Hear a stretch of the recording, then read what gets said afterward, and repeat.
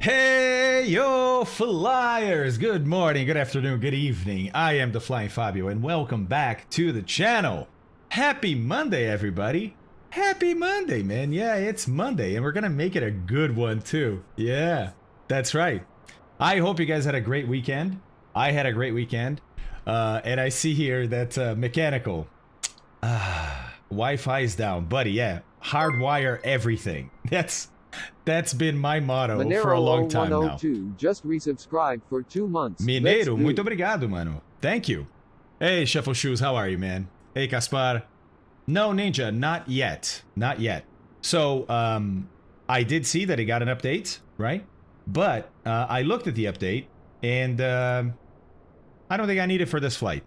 I only saw it now, right before the stream started, right? Santiago actually let me know, so Santi, thanks, man. Hello, Tarbridge. Hello, Ropril. And I'll show you to you guys. It's they have a little, you know, little notes there. There we go. Look, version 3.0. Autopilot logic fixes, including bank hold, altitude hold, accuracy. Okay, that's cool, but don't really need it. Landing gear lights now dim when the panel lighting is switched on. Okay, not bad. AP nav 1 and 2 selector fixed. I didn't have any problems with that. I'm sure there are problems. I just didn't have any. Radio frequency control assignments fixed. Turbo Aero 4 cockpit textures resolution no longer degraded based on MSFS texture setting. Ah, interesting. Whiskey compass accuracy improved. Some stuff for VR. Minor sound fixes. The KN62 in or not push-pull for 0.5 kilohertz selection added, because remember, it would auto-tune the half, because we couldn't do a half, right? But it still worked. KMA20 COM1 received logic fixes, and cabin heat now prevents windshield icing. So it's good stuff. I don't think it's anything that I'm going to need for today's flight, though. Dalmatian! Yeah, exactly. Good morning, Vietnam! Oh, what a great movie that was. Hey, 777, doing well, man. Thank you. Scott, hello. Hey, how's it going, man? How's it going? Hey, Aki. 40 Gumbo. Hello, guys. Hello, everybody. Mark is here, too. Hey, Mark. How are you, buddy? Let's see. Oh, mechanical. Yeah, sorry about that, buddy. Sorry about that. Happy Monday, Mountain Man. Mountain Man, by the way, guys, has started streaming. So, Mountain Man B. See that name right there? With underscores in between the words? Go check his channel out. Yeah, he streams some pretty interesting stuff. He was streaming some shared cockpit stuff, not MSFS. Hey, I have no issues with that. It's just the categories, right? Yeah, some really interesting stuff. Mountain Man B is a aircraft mechanic on big iron stuff, on A380s, 777s, things like that. So now he's moving over to UPS, where he's going to be doing the cargo side of maintenance, which is pretty awesome. But Mountain Man has a great channel, so yeah, check him out. Hey, Tellynag fan, how are you, man? Looking forward to a great flight today. Me too. Me too, buddy. Whoa, a hype train is closed. A hype train is closed is the word I just got. Mountain Man with 10 subs. What is... Mountain Man, that's not what we agreed. You said 50 subs if I mention your name. No, I'm just kidding, guys. I'm just kidding. He didn't even ask me to mention his name, but he deserves it. I watched some of his streams this weekend, and I think he's great. Mountain Man, thank you very much for that insane 10 subscriptions, buddy. Jeez. Jeez. Oh, no way, 777. That's awesome. Also, go check out Silverstone Scenery, made by Mechanical Madness. Oh, I didn't know that was out, Kirk. I saw he was working on it. I didn't know it was out. Oh, nice. Nice, nice, nice. Ooh, we had an interesting race this weekend, didn't we? Interesting race this weekend. Polemic is, I think, an easy way to put it. Hans 939 just lots of back and forward talks about who was right, who was not. DC with 100 bits, thank you very much. Italian Yank with 200 bits. And Zombie Undertaker, thanks for the follow. Thanks, guys. Yeah, it was. It was. And it's, you know, to me, it's, here we go, right? Opining on Monday morning. Here we go. Hey, Payhan, how are you, man? Nice. Nice, nice, nice. Good to have you. Yeah, it was a 51G impact. I think they were both at fault. They were both being too aggressive, right? And it's... Come on, man. The season is long. Christopher underscore Owen just resubscribed for 5 months. That's what you get. That's what you get B when you get hyper-competitive people driving together like that. Yeah, you know, look, I'm not a professional race car driver, right? But even the professional race car drivers have trouble saying, oh, it was his fault or his fault. To Virtual Aviate 0R. You know, oh my God. Tell me about it, 40. Tell me about it, man. That, I think it was like a 4-second, so like a 6-second stop for Norris, right? And that ruined the race for him. Yeah, it's really too bad. Yeah, Italian, I think that's the important thing here, right? There was a slew of racist comments after the race towards Lewis, obviously. And, yeah, that kind of stuff, man. I just... we have a lot of work to do. We have a lot of work to do. There was a time where I thought people were better than this. There was, but not anymore. You know? Not after the last couple of years. Citizen with a sub to Flightzilla. Thank you very much, man. Flightzilla, hello, sir. How are you? Yeah, exactly, Italian. That's the thing, right? Is civilized. So we call ourselves civilized, but often we're not. Often we're not. Yeah, Flightzilla is awesome. Hey, PH, how are you, man? You're flying to my hometown today. I'll fly along the DC-6. Let's go, buddy. That's awesome. That's awesome. Yeah, going to Rotterdam today. So basically, we looked at this and decided, you know, I could do Prestwick to Zell am Zee in one go. It would be a really long flight. There's no reason for it. And we get to visit another cool airport in Europe, which is Rotterdam. So today is Prestwick to Rotterdam. We still have to do the flight planning, so you'll join me for that. And then next Monday, no stream. Yes, I'm on vacation next week, guys. That's right. Abby and I are taking the kids to Florida next week. We're driving down. We're going to be there for 5 days, 4 nights, I think it is. So it's a quick one. I'll be back by the end of the week. But yeah, I'm super excited about that. Super excited about that. Italian with 5 subs, buddy. Thank you so much, man. That's...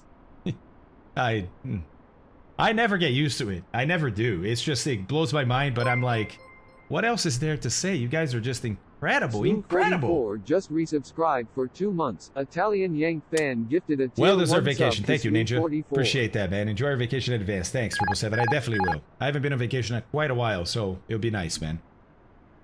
Skippo is kind of ooh. Well, it's just big.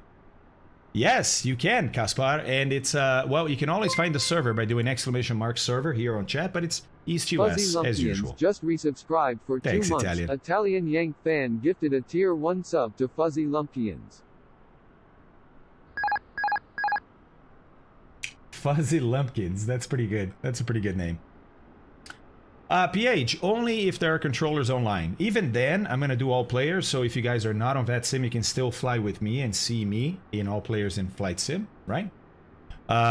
No scenery, Exponent. It's all default stuff that we're using today. So Prestwick and Rotterdam, default sceneries. I had the coolest weekend. I was instructing at a track day in Sebring, and my student let me take their 2013 M3 out for a session. Bucket list car checked off the list. Nick, that's amazing, dude. The M3, I've never driven an M3, and it's one of the cars that I most want to drive because I think it's one of the cars that has one of the best balances out there. Maybe Porsche too, but oh man, just imagining flogging an M3 around sideways, drifting at every turn. That seems like a great day to me. So that's awesome, dude. I'm glad you got to do that, man. That's awesome. Wow. Feels bad. These ferry flights are coming to an end. It's not about the destination, it's about the journey. Yeah, Aki, I know. But don't worry. There's going to be other ongoing trips that we're going on. Oh, yes. I've been planning. Oh, yes. Speed Nuts, 7 months, buddy. Whew. Wow. Thank you, man. Appreciate that. Hey, Dread. We're going to have to figure out how to do an in-real-life stream in the 172 or RV14 one day this fall. Show the crew all their sim experience and watching your stream can be translated well into real-world flying. Thanks, Dread. That would be amazing, dude. That would be amazing. You know, I've never tried that, streaming from the air. I know that back in the day, as soon as you left the ground, cell phones would stop working. Nowadays, they're better, right? They go up to whatever, however many thousand feet. Depends on where you are. But, yeah, Maybe we could do it with a phone. Hey, Big Panard, what's up, man?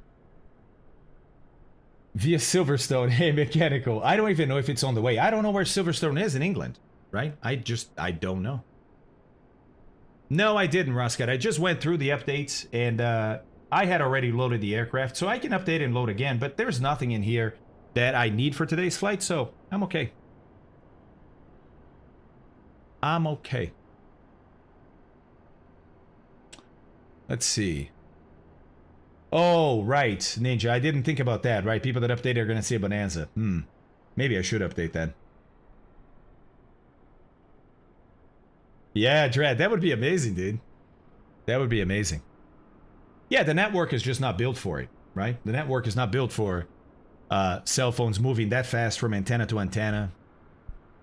Citizen, thank you very much for those 200 bits, man. Ibanez. 9 months, buddy. 9 months. Hey, Evo Steve, thanks for the follow. 9 months. Let's go. Yeah, DC, that's not a bad idea. That is not a bad idea. Ibanez Axeman just resubscribed for 9 months. Let's go. Ibanez. Nice. Nice. Okay, so have you updated your JF Arrow? And are you... Oh, better yet, to fly along with me. That way we get both in one, yes? Both in one. Okay. 1 minute, and here we go. All right, check your chat. There should be a poll at the top.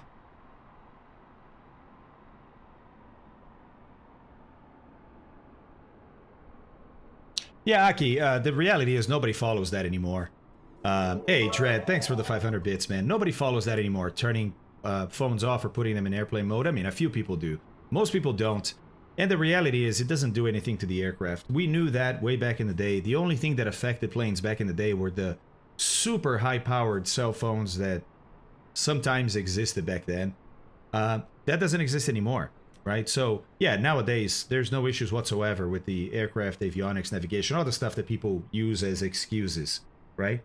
I'm not going to say don't put it in airplane mode, but I will tell you that most people don't, and everything works just fine. Grum, for 8 months. Buddy, I thought you weren't even going to be here today. Tier 1 sub to Mechanical Madness I UK. thought you couldn't be here today. Thanks for that gifted sub to Mechanical Madness.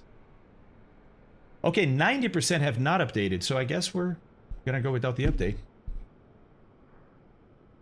Let's see here. Let's see. Yeah, choo-choo indeed. Here we go. Hey, Diabeto. How's it going, man? How's it going? I was loading up on some SpaceX this weekend, just catching up. I don't have time to keep up with everything, so I was catching up on where SpaceX is with, man, the speed that they move at it's remarkable. It's really, really remarkable. There's a book that came out called Liftoff, and it's the story of SpaceX from the beginning, not the current story, right? It's kind of like how they got here. And it's apparently, I haven't read the book, I just saw an interview with the author, and apparently it's a really great book because he had access to virtually everybody. Mahan82 just resubscribed for 3 months. Evo_Steve gifted a tier 1 sub to Mahan82. Paying forward that gift you got from Slarty, that's awesome, man. Thank you. Thank you very much. Yes, Diabeto.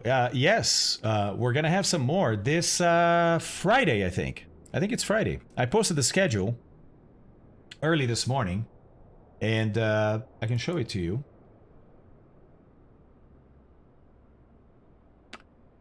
Yep, right there. Friday, we have another case flight episode, starting with VFR into IMC, but as usual, we're going to go into other things too.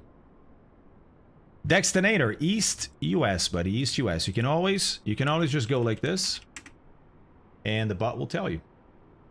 Diabeto, thanks, man. I enjoyed those too. I mean, they're usually sad, but I enjoyed the learning. Oh, no way, Flightzilla. That's awesome, dude. So I was going to hop on VetSim if there were any controllers around. We should probably check on that. Right? Okay, so right now, here we are at Prestwick.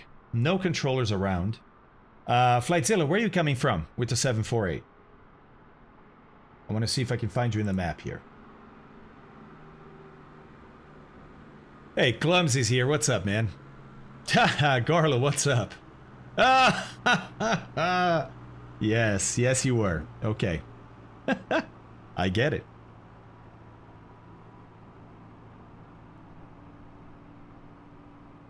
All right, 777, send it now, buddy. Send it now.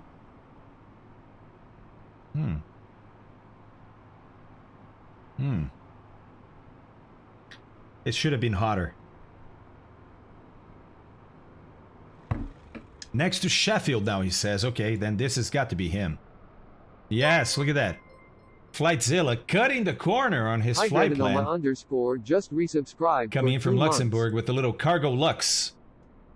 Little Cargo Lux 748. Landing in Prestwick. Nice. What a coincidence, buddy. What a coincidence. Coinkydink. All right, let's see. 777. Got it? Yep, you're in, buddy. Whoa, Slarty. Slarty _ 9 Bart months. just resubscribed for 9 months. Another Hydrodenoma. Congrats, 2 months. Fabio. Thanks, man. Appreciate that. Appreciate that. Congrats, man. On what? On what, Slarty? Oh, another Twitch baby. I just saw that. Slarty, she's not pregnant. How many times do I have to say this? Abby is not... Abby is not pregnant. Baby on the way. Oh my god. Oh my god. You guys are going to be so disappointed. So disappointed. So disappointed. Slarty, that was awesome. Baby, I train started. Kobe _ just resubscribed for 3 months. Who is pregnant?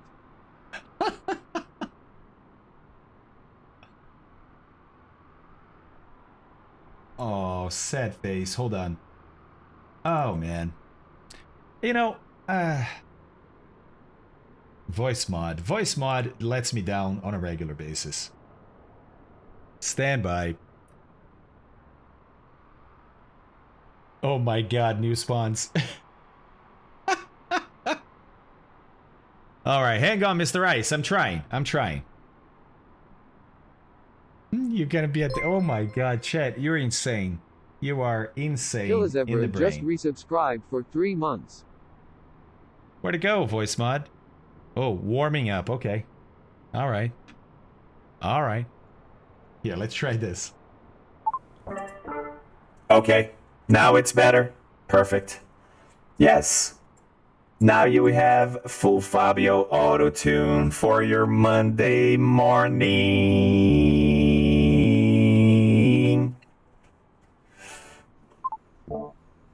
Oh, that hurt even my head. Oh my god, DC. Double unsub. Yeah, beautiful, says Mr. X.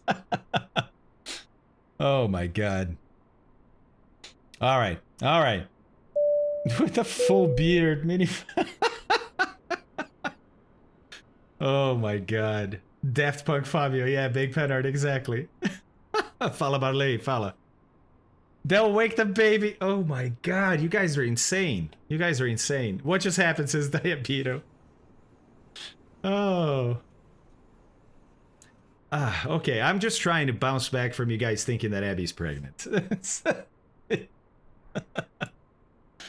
Alright, alright. So, oh, Kilo Zebra. Oh my god, a Kopi. I didn't even see that. What? Wow. Wow. Wow. Orange color. Don't worry, you didn't miss anything. Didn't miss anything. She's... Oh my god. This is... Hey, welcome to today's stream. It's gonna be 4 hours of me reacting to chat, thinking Abby and I are pregnant, and me just reacting going like, oh, no. Because you guys have some pretty clever messages. I'll be honest. For the little one. Yes, DC, I'm not claiming innocence here.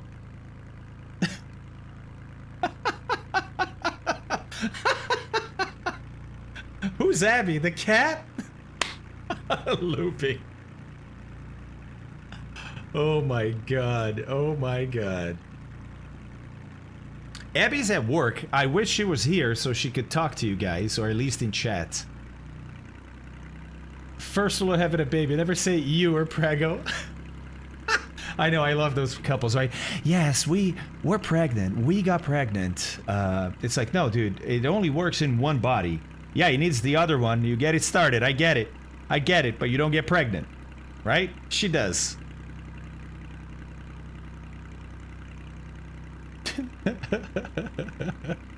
All right, all right. Well, I suppose we got to get on with this stream here. Got to get on with the stream. So, hey, Airlock. I don't know, man. Notification sometimes. You're talking about the stream starting, right? Yeah, notification sometimes. I don't know. I don't know. Commander Rokusai. That's awesome, buddy. That's awesome. All right, guys.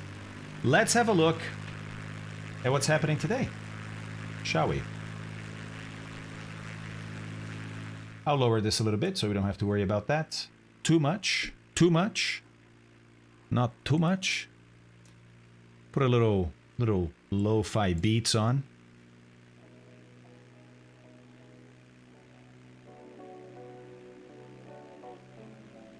I think that's pretty good, huh? Mountain Man. Alright, guys. So. Let me know if the music is alright, okay? So, Prestwick, yes. Yes, that's where we're gonna take off from. Oh, hello. And we're gonna go to Rotterdam, which is not Amsterdam, but it's close. So here's Rotterdam, right? Here's Amsterdam. They're pretty close to each other. Pretty close to each other. So we got about 385 miles. As the crow flies, it would be 3 hours and 3 at 110 knots. That's not what we're doing though, right? Oh, Ghost. Let's go, buddy. Thank you very much, man. Appreciate that. Strusso. Don't listen to DC. Don't listen to DC. Ciao, Strusso. Come stai? Okay, sounds good, Italian. Thank you, man. All right, so 3 hours and 3 at that 110 speed. Again, we're not doing that, right? We're doing about 155 or so. That's a 2-hour flight. As the crow flies, we're not going to be able to fly that way. We're going to be flying IFR. And there is a little bit of weather here en route. So probably best if we don't go straight anyways, right? So you can go to SimBrief. You can go to Navigraph, right? To get a little bit of a flight planning help, if you will. Because flight planning, guys, not just about... I'm adjusting my volumes here so I can actually not scream. Not just about picking a route, but in busy airspace like the UK, like the Netherlands, right? Basically all of Europe. There are preferred routes. Routes that ATC would rather you take should you be going from A to B, right? And that's... Oh. Okay, sounds good, man. Thanks, man. Oh, no way, Feta. Really? Rotterdam? EGBT. Let's see where that is.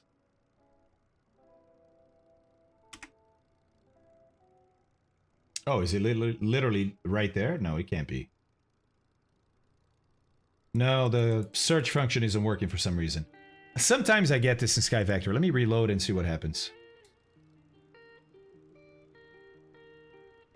Nope. EGBT not being picked up by SkyVector Mechanical. Bene, Fabio, should I wish you the classical motto? Auguri e figli maschi? No, you shouldn't. No, you shouldn't, Astruso. Thank you, but you shouldn't. Or maschi. I think it's maschi. I think it's maschi. Nope, Lefty, I have not. I looked at the updates, saw what it was about, and decided I don't need to restart the sim for that. I had already started the sim, was ready to go, so leave it for next time. Right? Leave it for next time. Okay, so how do we find out preferred routes? Well, you guys know that there's a couple of things we can do, right? SimBrief is going to be your #1 stop. But you can also use Navigraph's flight planning mode, because they do have a flight planning mode, right? But let's come into SimBrief and see, hey, if we're going from Prestwick to Rotterdam, what would you suggest? Now, there's no Piper Aero Turbo in here. Doesn't matter. We can put in a Cessna 172, right? And it will get low altitudes anyways.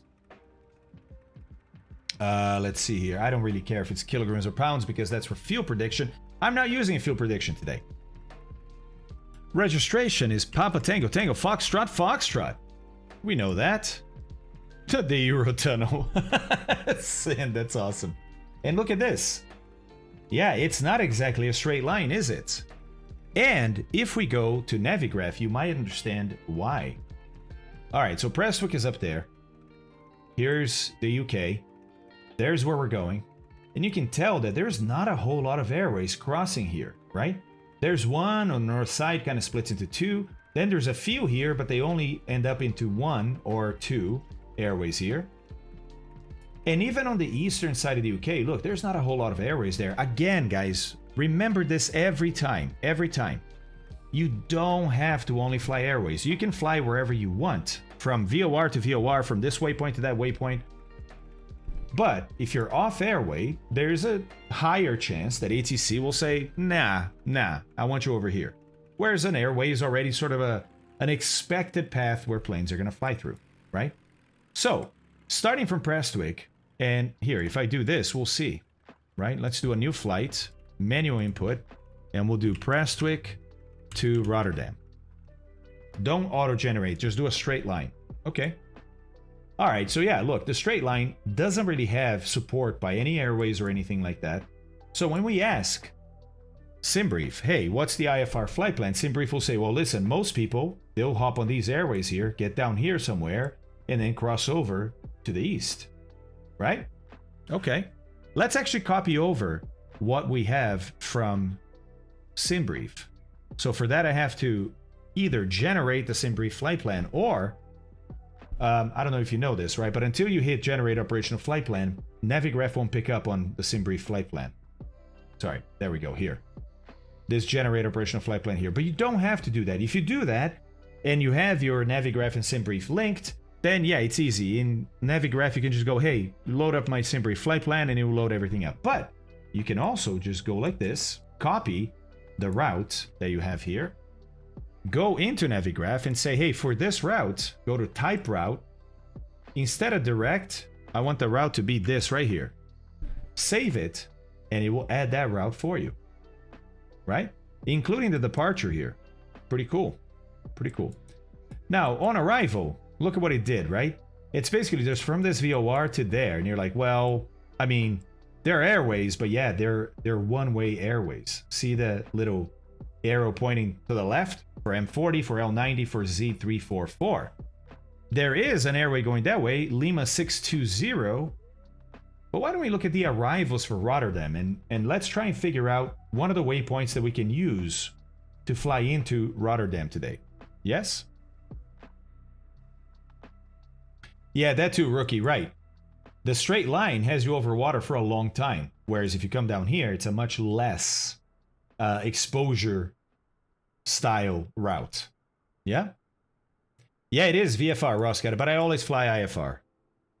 Always fly IFR. Okay, so let's turn on this right here, the destination arrivals. Ooh, okay. So you can tell that, look, they have some from the north here, right? And these are all feeding into a waypoint that's then going to get you there. They have some from the southwest, some from the northeast. Obviously, these don't apply to us. These could, but I mean, then we're getting pretty south.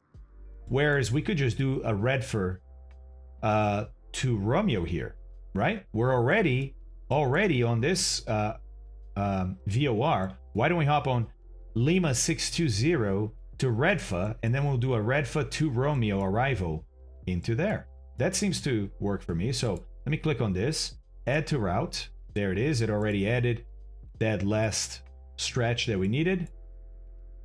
Okay, that's a little bit better. That's a little bit better.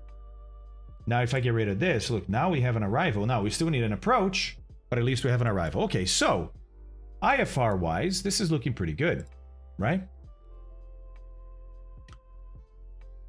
One-way airway signs. Thanks. Yes, Clumsy, absolutely.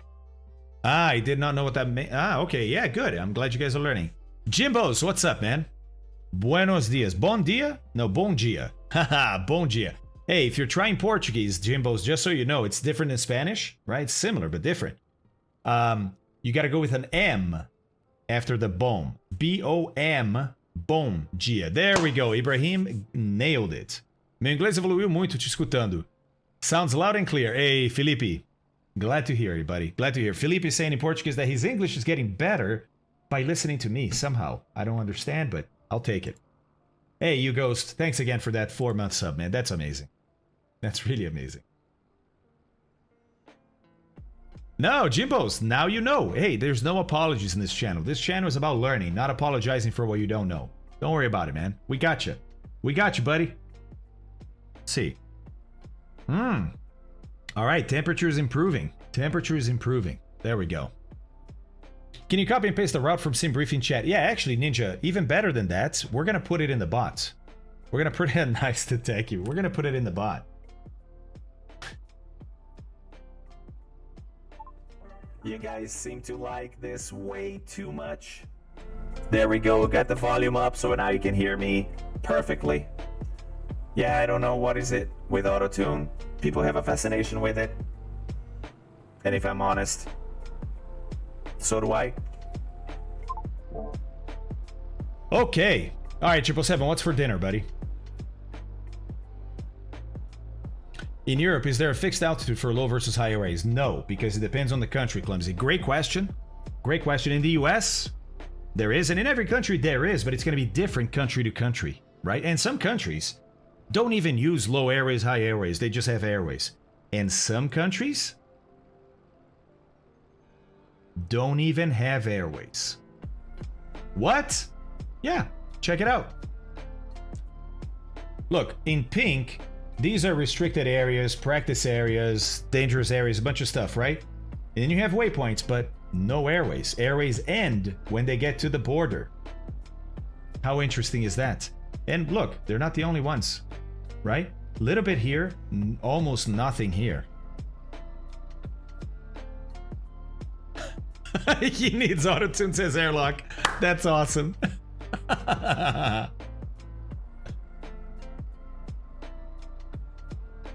Ooh, Puri. That's amazing, 777. That's amazing. Oh, man, I love that. Liberal airspace, says Rookie. How does that work? Well, you just file a flight plan from waypoint to waypoint, right? I mean, you have waypoints here. So you just say, hey, I'm going to go to Victor Papa 011, then Obedi, then Vatet to Nurmi to the airport. Right? And ATC can come back and say, okay, that's all good except for Nurmi. Go to Limra instead and then the airport. You know. Again, guys, don't get tied to airways. Airways are absolutely the major way in which we navigate, but not the only way. Not the only way. Right? Excuse me. Oh man, I had some breakfast today and it's making me little burpy. Which is funny because in the US, I don't know if you guys know this or not, but in the US, burps they're not as offensive as in other places. What I mean by this is in Brazil, burping in public, not okay. Not accepted, not okay. Right? Yeah, Santi, I wish. But here in the US, completely acceptable. I mean, I still don't accept it. I still think it's weird that somebody at a restaurant would burp, and it's not like everybody's burping all the time, but it is accepted. It's very interesting. Very interesting. Yeah, Hee-chan, that's a great way to put it. So airways is highway, and to deviate it means off-road. Yes, in many ways, that's a good analogy, right? When you're on the highway, or at least on a road, you're guaranteed certain things, aren't you? Right? I mean, there may be some potholes, but the road's going to be relatively smooth, right? Relatively. It's more than likely going to take you to where it says it's going to take you, whereas if you go off-road, you're on your own, right? man, what, you know, do I have even the car to make it through this off-road here between this point and that point? I don't know. Maybe. You don't know what's there, right? Without looking at a map, without looking at some other details. Maybe you can make it. Maybe you're going to get stuck, right? In our case, maybe you can make it. Maybe there's terrain there, you know? So yeah, that's a really good analogy, I think.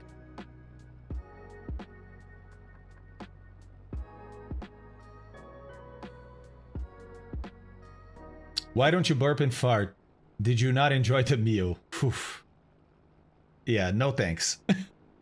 No thanks. Yeah, Sapley. Exactly, Sapley. Exactly. Yeah, in some countries, I think it is. In some countries, you have to finish your plate. There's all kinds of customs, right? If you leave food in your plate in some countries, it's saying, hey, I didn't really like it, right? So the chef may get a little offended by that. I've heard, where's Edo? I've heard that in Japan, it's the opposite. If you clean your plate, that's looked down upon, right? It's like, no, that's not polite, man. You always leave a little food in there.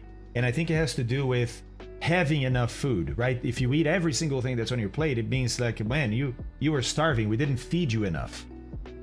It's unbelievable, the kind of the little nuances that exist from place to place. Let's see who's gonna call this nuance first. By the way, I don't have play flights in over 4 months. Any news on Real Helis for Masobo? Not for Masobo, nice to tech you. I mean, it's in their plans, but no news, right? But the people that have made that EC-135 for Flight Sim that's already out and it's free, they continue to improve it, and it's really awesome. It's really awesome. Yeah, slurping loud in Japan shows respect to the chief, I think, or to the chef. Yeah, I think you're right. Yep. Yeah, there you go, 40. You guys are both. Alright, so let's see. Nice way to avoid all the etiquette. Stay home and play MSFS and order a pizza. Hey, I'm with you. I'm with you. Okay, so here we go. Nuances. Nuances. This versus this. Yeah, Ninja, exactly. Exactly.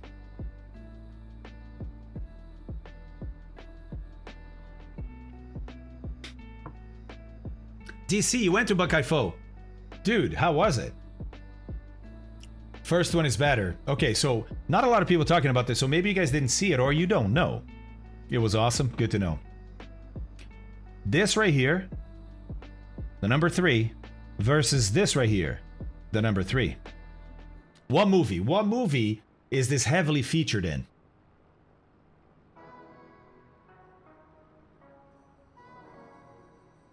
Exactly, Clumsy, exactly.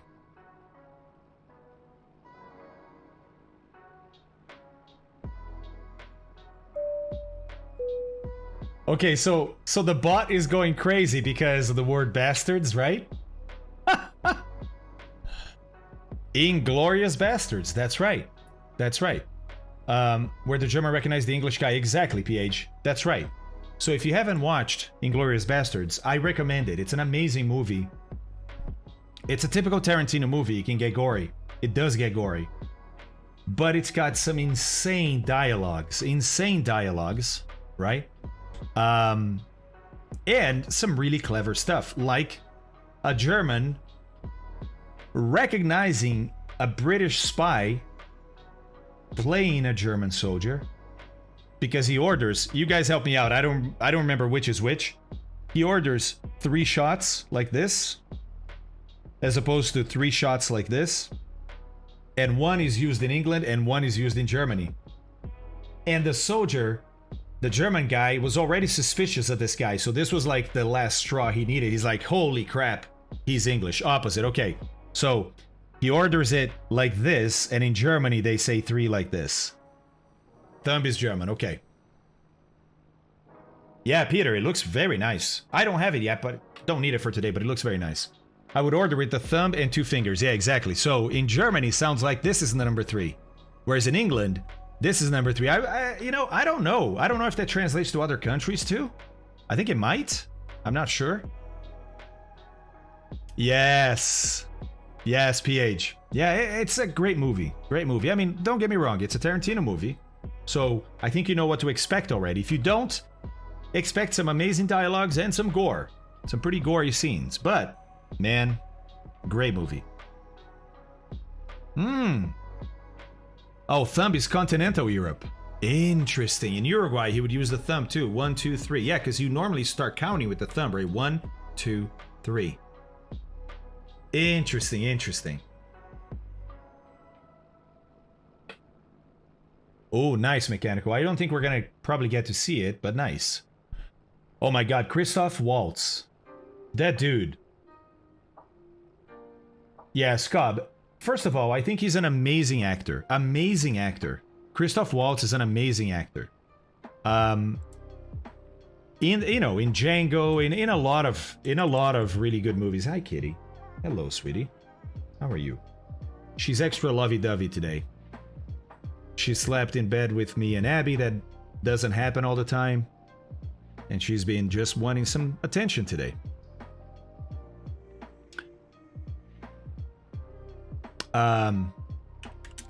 What I want to show you guys is Christoph Waltz. He's Austrian. He's not German. He's Austrian. And he was on Conan. And he explained... I'm going to show you guys this because it's really funny. He explained the difference between Austrians and Germans, which I thought was hilarious. Knowing both, I thought that was hilarious. Oh, that's nice, Dalmatian. Cats are so nice. You know, Abby has always been a dog person. She's never had cats until we started dating, right? And we've been together now for 2 years. And she just told me this morning, she goes, because we're planning on buying a house. And I'd like to have a dog at the house. I don't have a dog here because it's an apartment. I want a bigger place for a dog. And this morning, for the first time ever, she goes, I don't know that I want a dog. And I go, really? And she goes, yeah, I'm like turning into a cat person. All right, so check this out. This is, oh, I love this. Hold on a second because I think it was already, yep, there we go. Restart, and there we go. All right. Difference between Germans so much for being and here. Austrians. I told you backstage I am a huge fan of yours, and your performance in Inglourious Bastards, I think, has ruined my marriage, because every time that movie comes on, I can't stop watching it. And I'm always watching you. I loved your performance, as did everybody. Blue, blue. What's that? Blue, blue. Blue, blue? You interrupted me for blue, blue? I agree with Babson.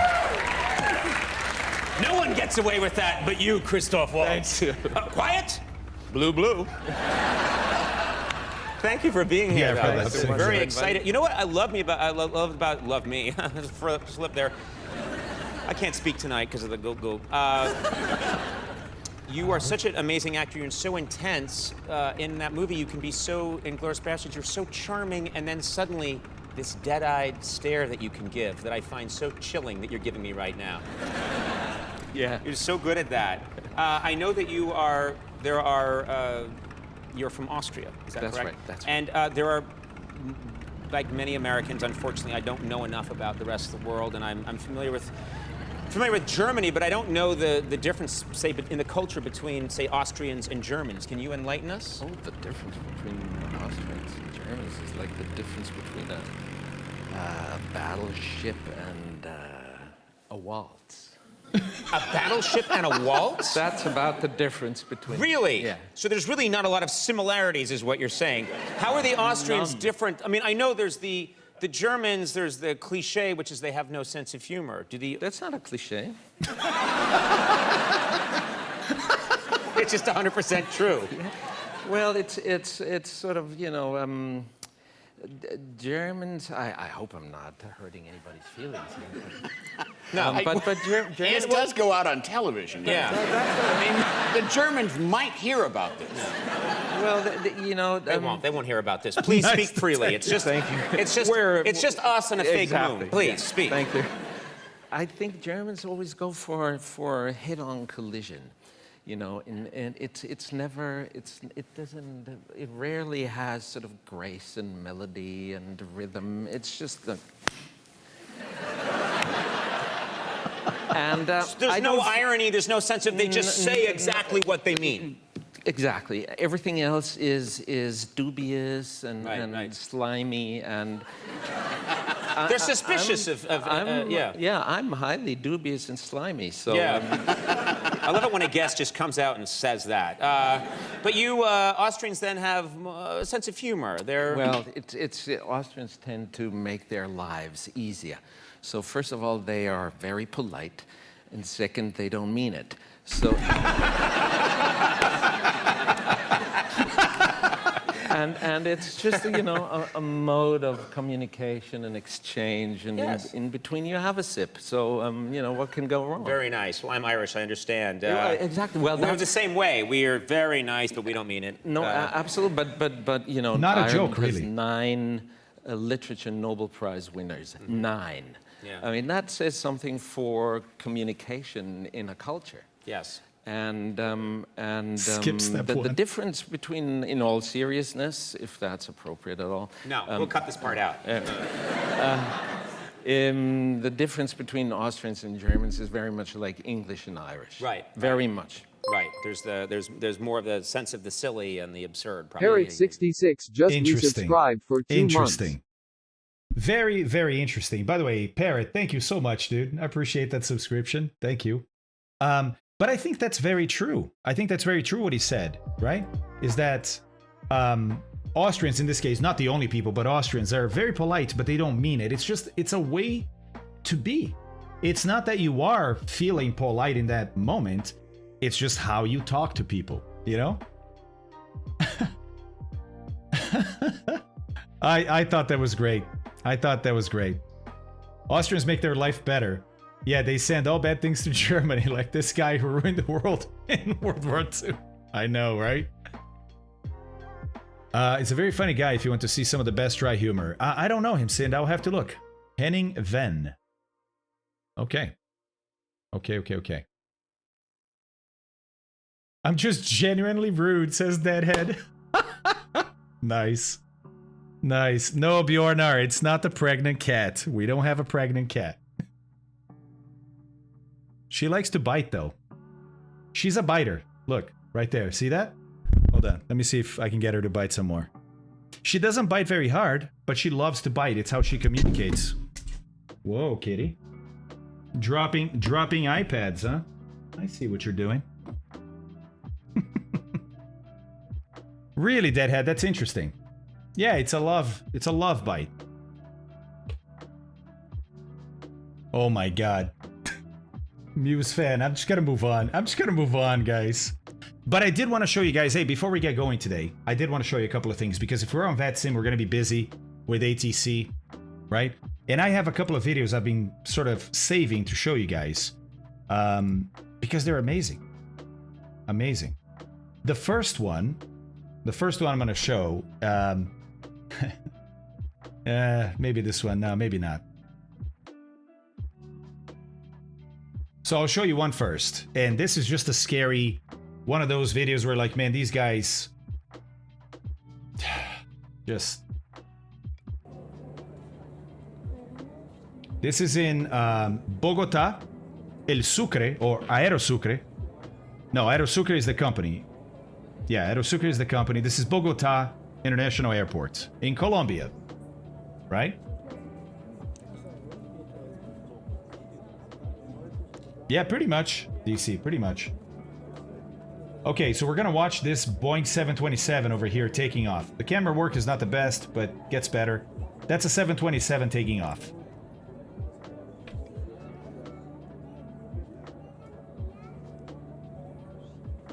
Oh, he's coming. He's going for it.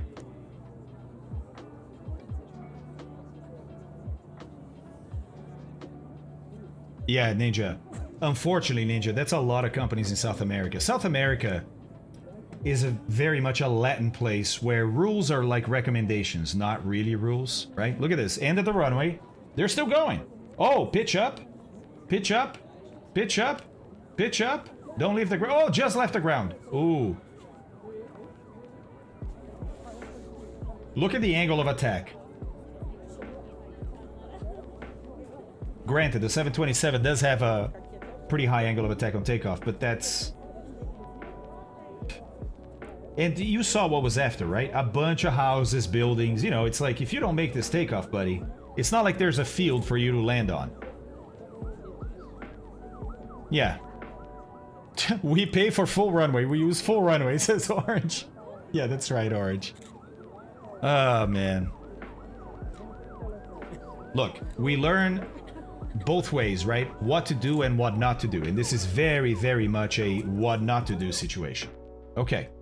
The next one I'm going to show you has nothing to do with bad flying. As a matter of fact, it's to do with intuitive flying. How intuitive? Well, we're going to be watching a falcon. Have you ever seen a falcon hovering when they're looking for prey? They're looking for rats, they're looking for snakes in the grass, right? And they'll have a headwind and they'll hover, sort of stopped where they are, right? Using the wind that's coming by to give them lift, and they'll just hover there looking. Yeah. Check out the head stabilization on this guy.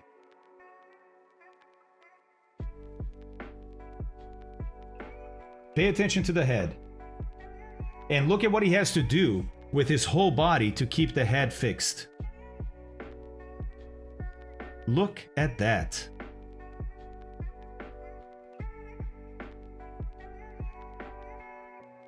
It's so good, it looks fake. And look at the gusts of wind that are coming through, right? You see his wings. The whole time his wings are moving. They're like, oh, I'm not interested Just in that. unbelievable. Unbelievable. That's a hummingbird, yeah, right? Yeah, airborne dinosaur. Airborne dinosaur, that's right. They've been evolving for a very long time. Very long time. I like the bikes in the back in the racetrack, right? Unbelievable stuff. Unbelievable stuff. Look at this. Just, it's hard to believe it. Wow. Wow. Wow. Yeah, chickens do the same, right? A lot of birds can do this. Oh, it's Donington. Okay. Okay. Yeah, Ninja, for sure. For sure. An owl, yeah. Albeit wasn't in flight, but was awesome experience. Yeah, braiders, exactly. A lot of birds have this capability because that's how they hunt, especially hunters, right? Chickens are not hunters, but that's probably a legacy. You know, it's like one of those skills other birds had, and when they evolved into chickens, it wasn't a disadvantage to have it, so they didn't lose it, but they don't really use it anymore. Yeah, exactly, Crash. Yeah, he did, Andy. You're right. He did make a video about that. Well, it was a quick one, right? I think it was just a quick show. Do you know that Pearson uses a Falconeer to clear birds off the airway? Super effective and cost effective. Do you mean the airport airlock? But yes, there are several airports around the world they employ eagles or falcons to keep birds off of the vicinity of the airport.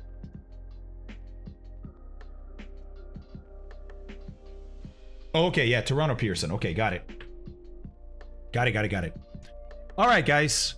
So, let's... I think we're happy with this route then, right? I think this is a pretty good route. Why don't we get this over to the bot? I'm going to give this to the mods. They'll put it in the bot. You guys can copy that if you like.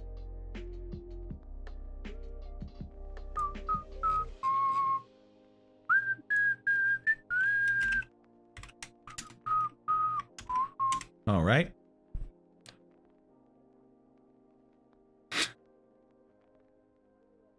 Oh my god. My mods post some funny stuff, man. My mods post some funny stuff. Ah, jet engines here to get rid of the birds. Quite effective. But give quite a mess afterwards. Yeah, PH, I can imagine that. And if you live close to the airport, that's probably a noise that you can do without. You know? It worked to scare the seagulls from the roof, and the seagulls attacked and knocked out the hawk. What? Ibanez, you're kidding me. You're kidding me. Hold on, Orange. Give him a second, buddy. Well, Mort, I don't know if you heard the story. Did you not hear the story, buddy? Oh, you didn't hear the story. You didn't hear the story. Okay. Well, what happened was, once we got to Europe, Prestwick was the first European airport we landed at, right? And what happened here is, well, the Europeans weren't very happy with the fact we didn't have GPS. Now, you can do it, but it's extremely, extremely limited. So, what the owner of the aircraft did, we called him, explained what was happening, and he said, okay, well, here's what we're gonna do. I was gonna install a GPS once I got the aircraft, right? Because he wants GPS to fly around, makes sense. He says, let's just do it early. Let's just do it while you're in Prestwick. We had 2 weeks on the ground here, right? Because we didn't fly last Monday. So, what happened is this. He got a GTN 750 installed for us. I mean, it's for him, but we get to use it to get to Rotterdam and then Zem afterwards. Yeah, I know, Virtual. That was on purpose. I was configuring. Also, because of this. No, we don't have to fly IFR, right? We could depart VFR. It's a beautiful day. But if you look at Prestwick and Prestwick departures,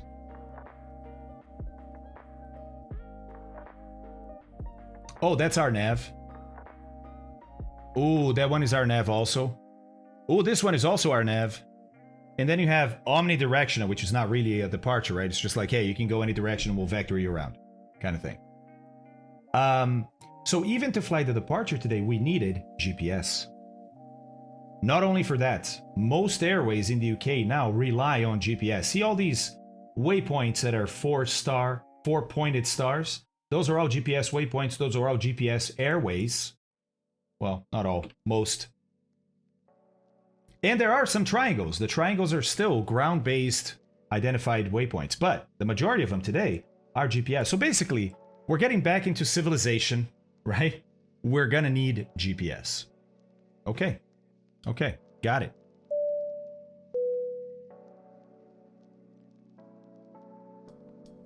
Well, Dreadnought, remember, expensive or cheap is always relative, right? Not today, PH. Not to. Oh, I see. You are gonna fly the DC-6. You're saying you're not going to. I gotcha. Yeah, Kilo Zebra, exactly. Even in the US, it's getting tough to fly non-GPS. You know, it's that sort of circle that keeps getting smaller and smaller and smaller, and pretty soon, we're gonna need GPS everywhere we go. Yes, we did, Ibanez. Zem Al Zay, which, by the way, I mean, it's a bucolic, amazing airport. I'll show it to you guys, but then I'll show you some more interesting things. No, it's Zell. Zell Amse. Jesus, I can never, ever, ever, ever get that name right. Unbelievable. Alright, so just to give you a little taste, right? It's a beautiful little airport in the Alps. It's great. It's great, right? It's beautiful. It's not in a super busy location. It's got a ton of cool mountains around it. It's beautiful. Beautiful. Well, that's not how he looks today. Let me see if I can find it. I think it was MSFS chat, maybe? Maybe not. Maybe it was general chat. It was general chat. This is Zell Amse today. Whoopsie daisies. Apparently, it's been raining a lot. So good thing we're not arriving there today, right? That would be a bit of a problem. That would be a tiny bit of a problem.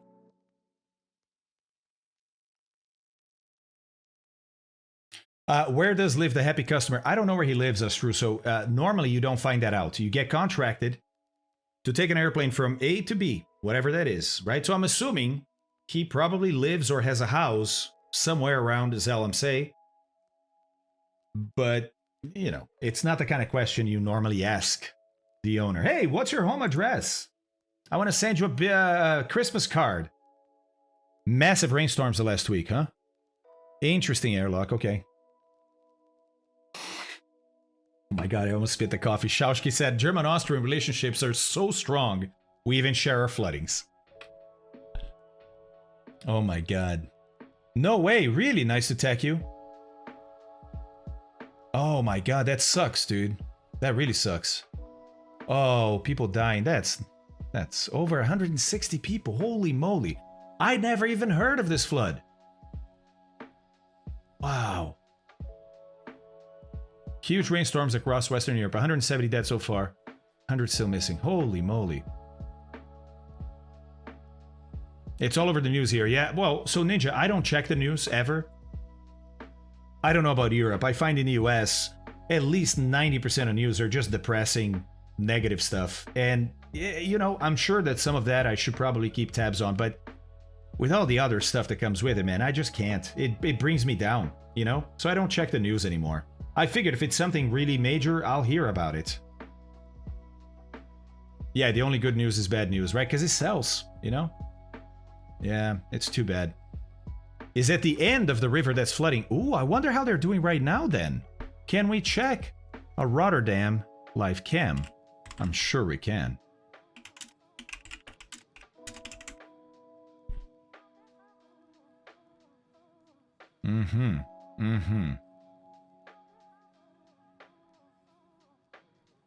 Okay, we definitely found some. Here's Rotterdam.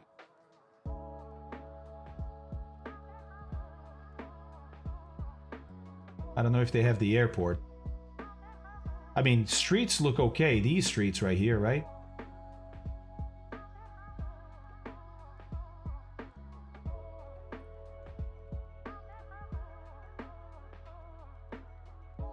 I found some more here. So this is webcams at and around Rotterdam Airport. Oh, wow. Ewo, that's amazing.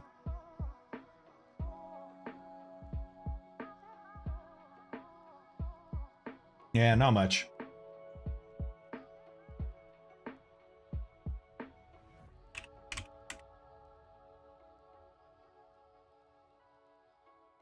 I just looked at just news for Rotterdam and flooding, and there's not much. So I guess they're okay. Guess they're okay. All right. Okay. Okay. Well, we have a route. Let's see here. I think it's in the bot.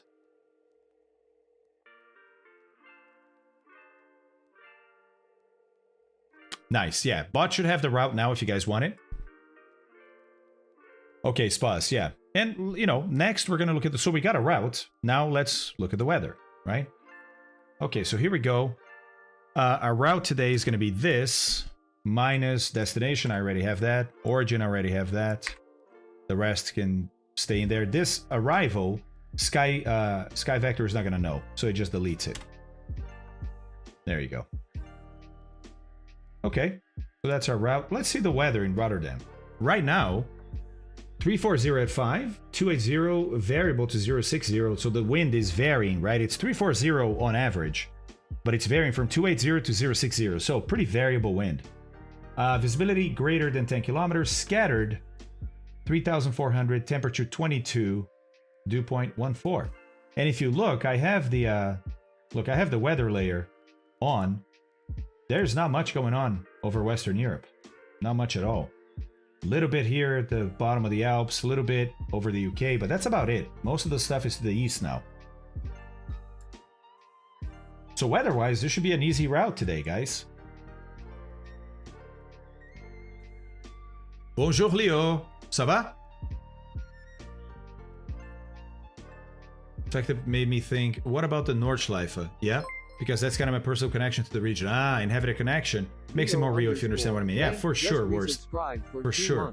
Leo, tier 2. Let's go, buddy. Thank you so much, man. Bien, bien. Ouais. Okay, got it, Ninja. Got it. Yeah, airlock. I'm not. This is just the default. Actually, it's not default. It's the last altitude we left it there. We got to figure out the altitudes that we need here, right? Oh, nice new test. Yeah. Should be good, right? Where is the Lake District, by the way? Hey, Salamanda. Yeah, man. Everything is doing well. I hope it's the same for you. Hey, 777 fanboy. How are you, man? Posted a pic from the house of my mom in Discord. Okay, hang on. Hang on. Hey, for those guys that are as old as I am and like music out there, what MTV Unplugged has a song start, and about a second into the song, you hear the singer go, hang on, hang on, hang on.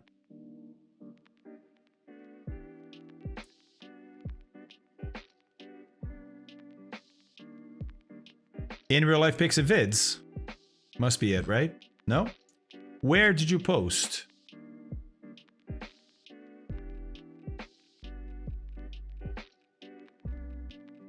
Nice to tech you. Where did you post, buddy? 4th point on the route. Right here? But where are the lakes? I mean, are we talking these? Yeah, there are lakes, but they're pretty small. Doesn't mean it's not called Lake District, right? Okay, maybe here. Maybe here. Maybe here.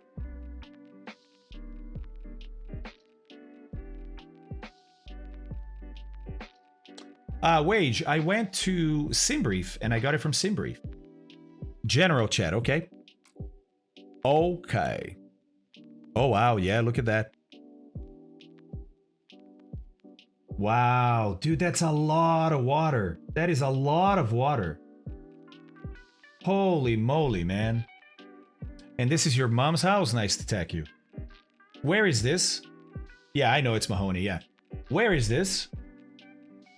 Germany's oldest Grand Prix racetrack has been turned into a provisional center to help the victims of the recent floods. Whoa. Ewald, that's amazing. I did not know it was this bad, man. Oh, Dog's Breath. I live there. Oh, buddy. That's a good place to live, isn't it? For 2 months. Isn't it? Cosmo Kramer. Hey, buddy. Thank you very much. 2 months? Let's go. Thank you, man. Appreciate that. Yeah, look at... that's really high, dude. That is really high water. I mean, what are we talking here? Like 1.5 meters? Oof. Oh, did he really, Oistic? Okay. Yeah. Wow. About 5 feet, I would guess, rookie. Yeah, something like that, right? Something like that. Yeah. Yeah. Wow. Man, I hope... Is your mom okay, Mahoney? I hope so, man. I hope she's alright. Well, I'll tell you what, guys. From what I read, these things are going to happen more and more often, right? As climate change happens, we're going to have more extreme weather. People had to flee on their roofs to save themselves. Holy moly, Mr. Ice, that's incredible. Yeah, they're fine. Okay, good. Good. Yeah, Findo, exactly. Yeah, climate change definitely makes it worse. Right, these things happen every once in a blue moon, whatever, right? But it's definitely happening more often now. Nuke power now. Hey, buddy. I'm with you, DC. As a matter of fact, I don't know if you guys saw, but Finland, I think it was Finland, they're opening a new nuclear facility, and they basically... I mean, it's a bold claim, but they basically have figured out what to do with nuclear waste, right? So you can only use that uranium that you have in that reactor, creating crazy amounts of energy. You can only use it for so long. It's enriched uranium, and after a while, it's no longer enriched. It's just regular uranium, and it doesn't produce the reactions you need anymore. So you gotta store it somewhere, because it's done. You can't use it anymore, but it's still highly radioactive. So what do you do, right? Well, we've tried different things. A lot of the things we've tried require a lot of monitoring, a lot of humans involved. Well, Finland just came up with a new scheme that requires nothing. Once you bury it in a certain way, you bury it, and that's it.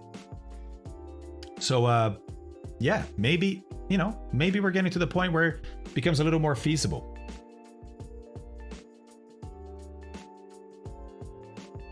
Oh, really, 777? I didn't know that. I didn't know Dubai had nuclear reactors.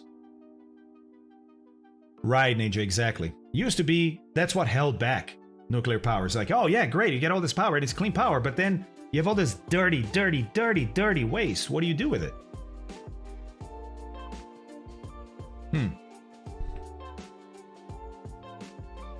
There's Europe's nuclear waste storage. Now, you guys know what I'm excited about. You guys know me. You guys know I'm a sciencey guy. What is coming up in Europe that I'm really excited about? Now, it's a It's a consortium of a bunch of countries, but it's being built in France. Hey, Captain Sappy's here, guys. We can start. Fusion. That's right, Curious. Not the big collider. No. ITER. ITER. Let's see here. Let's see.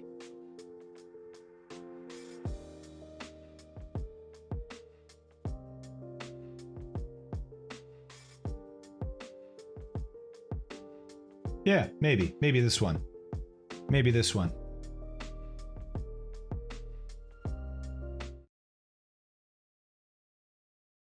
"35 countries from around the world are working together to construct a $65 billion machine in southern France that could revolutionize how we obtain energy.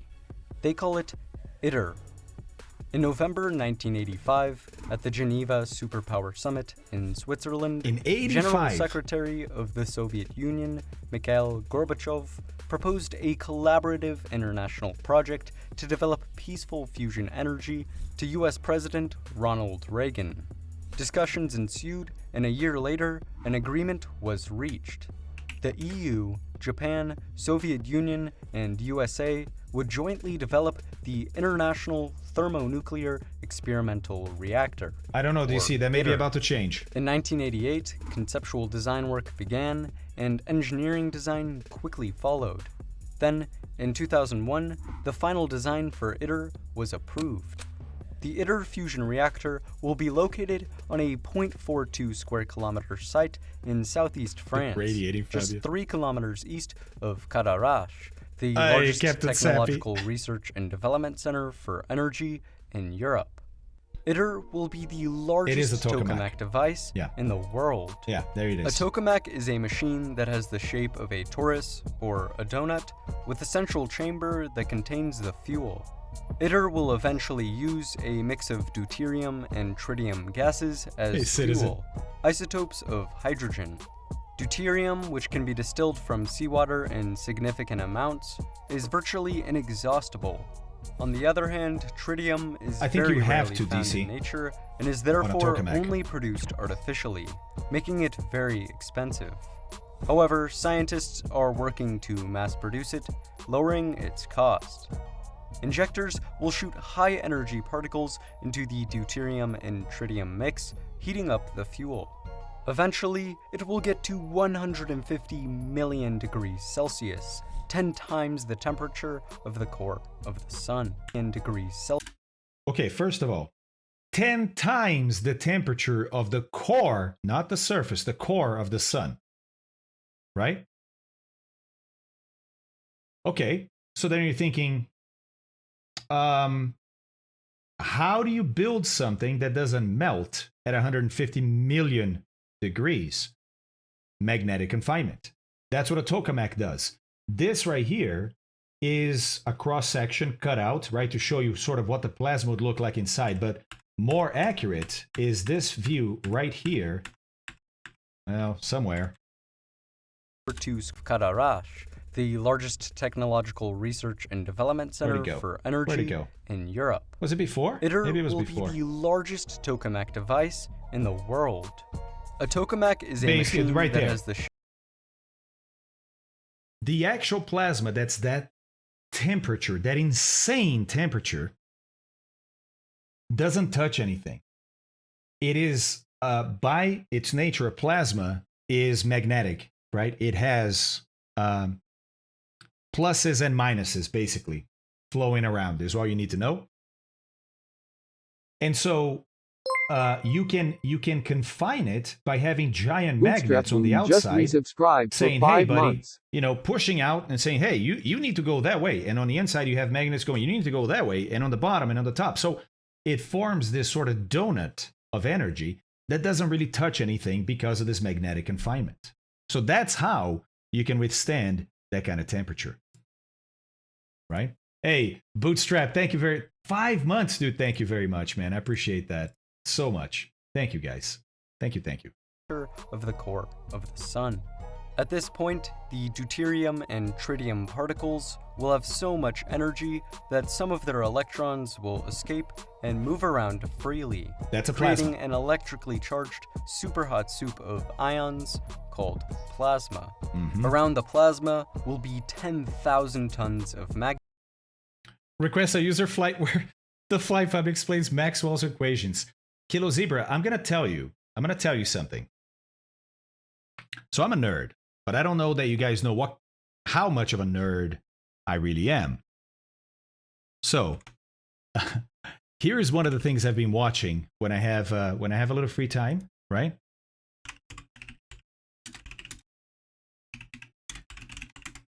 I've been watching this.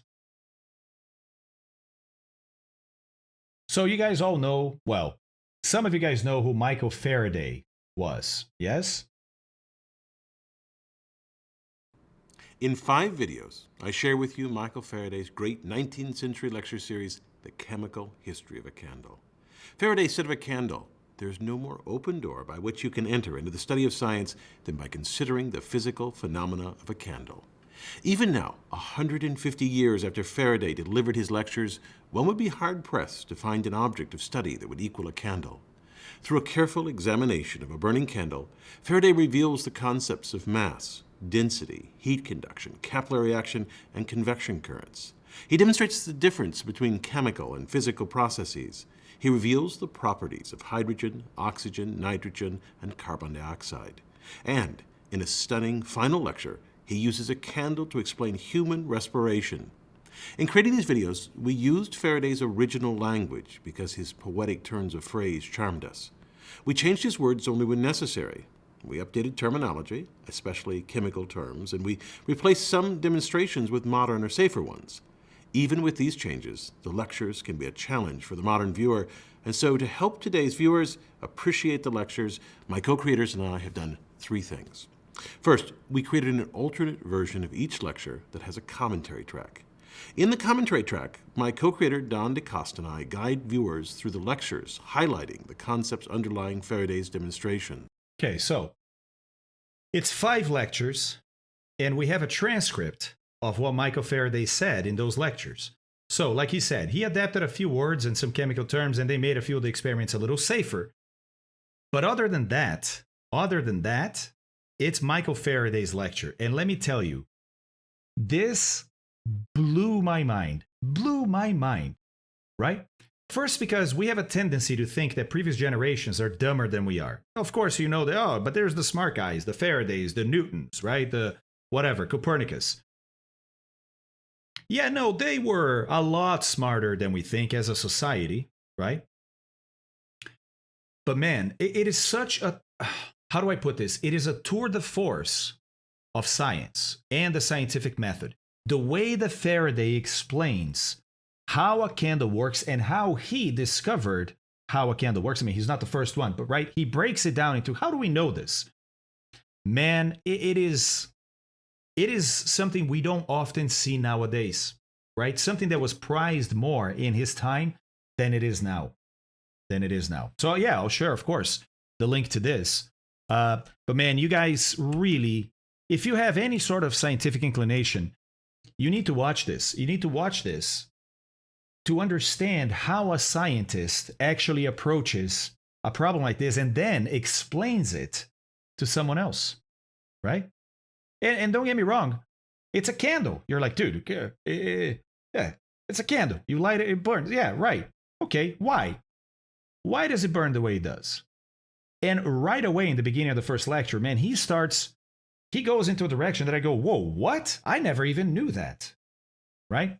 It's unbelievable stuff. And this guy, engineer guy, does a fantastic job. This guy does a fantastic job in all of his videos, but he does a fantastic job playing Faraday in this here. Now, I'll show you how the English is not the easiest, because it's the English of that time, minus a couple of changes. Hey, man, Chihuahua. Happy Monday, babe. How are you, man? Hey, Rob, how are you, buddy? Just the beginning, just so we can get a feel for what the lectures are all about. the chemical history of a candle. Very simple object, right? I will tell you in 5 lectures the chemical history of a candle. There is not a law under which any part of the universe is governed which does not come into play and is touched upon in the chemistry of a candle. There is no better, there is no more open door by which you can enter into the study of science than by considering the physical phenomena of a candle. I trust, therefore, I shall not disappoint you in choosing this for my subject.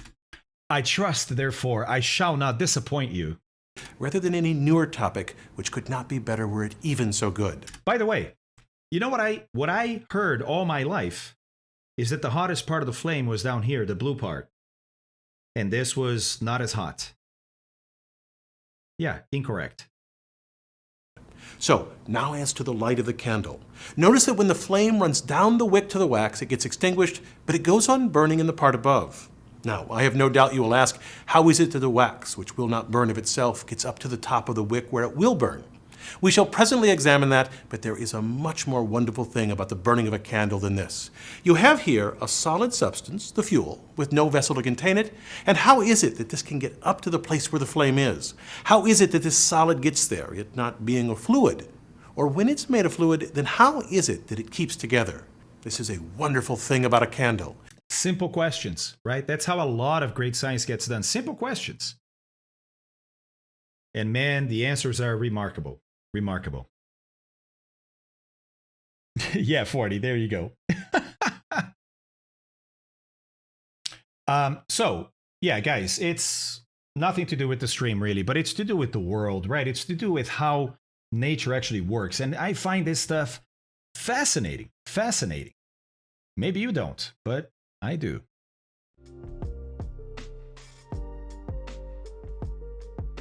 What's the name of the channel? Good question. It's called Engineer Guy. Engineer Guy, all together. And he's got some wonderful, wonderful videos in there. One of the videos that he's got that I'm a huge fan of is how modern aluminum cans are built. Why are they the way they are? And fascinating, fascinating. Yeah, Ninja, thanks, man. Captain Slappy. Hey, man, sometimes you don't have to.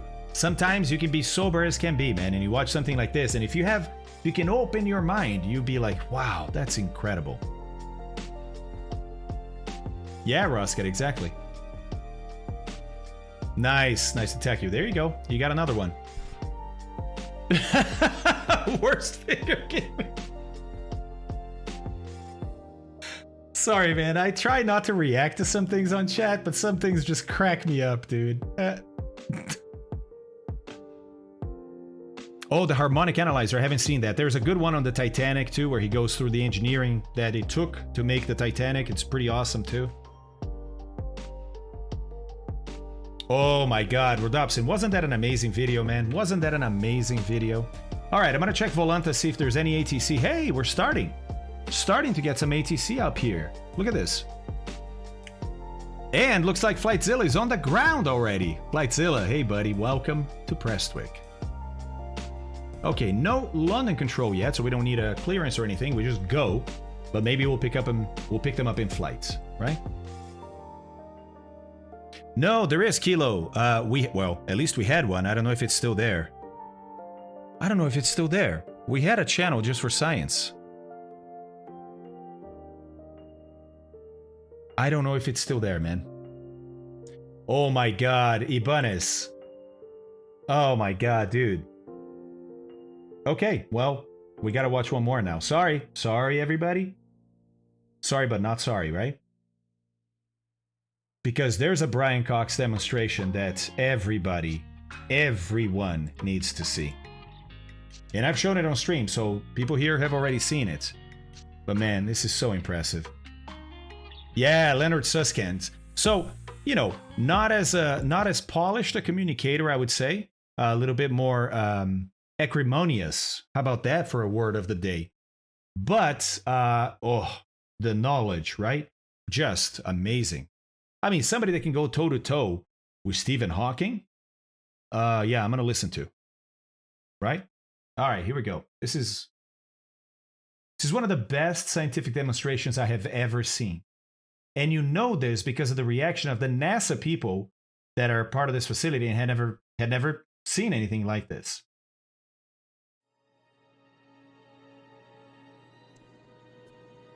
One of my space power facility. Sorry, I'll bump up the volume. One of my favorite scientists right here is Brian Cox. About, yeah, it's a big building, silo, whatever, chamber. But think about it. There are 30 tons of air inside there. 30 tons. What? Until there are about 2 grams left. And it's kind of got an eccentric construction, which is part of its history. It was built in the 1960s as a nuclear test facility to test nuclear propulsion systems. And that meant that they built it out of aluminium to make the radiation easier to deal with. Aluminium is not the best thing, the strongest material to build a vacuum chamber out of. So they built an outer concrete skin, which is part radiation shielding. Look at the thickness. And part an external pressure vessel. Love how then we get like, Dragon's Den, come watch this. Every office has someone like this. We're doomed. We're doomed as a species. There's no question, right?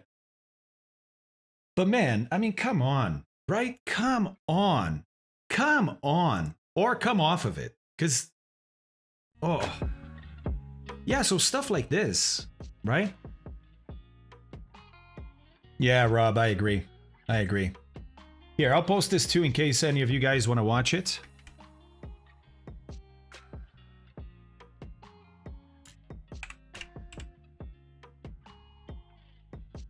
Oh, that's awesome, Citizen. Why is that? Just interest? Yeah, Rodopsin. You can say that about so many places, so many things. Look at the Discovery Channel. Look at the History Channel. Look at the Science Channel. You know, it's... Unfortunately, these places become a business, right? I mean, they are a business.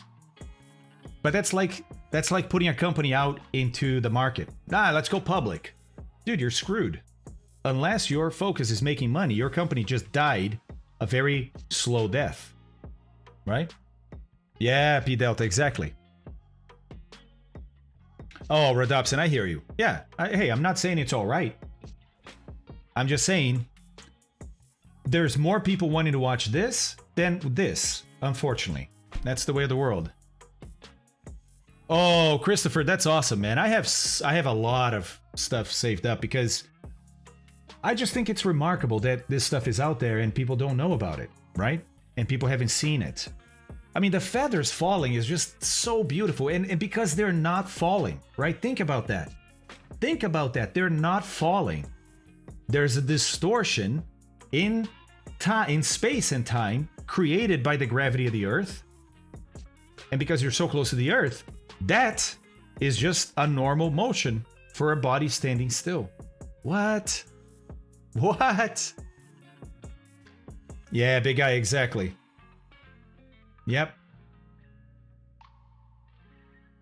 Yeah, so I don't get brought down though by these sort of doom-like thoughts that, you know, oh man, we're doomed.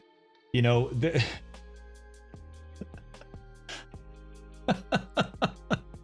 hold on. I'm going to explain to you guys what the future of humanity is going to be like.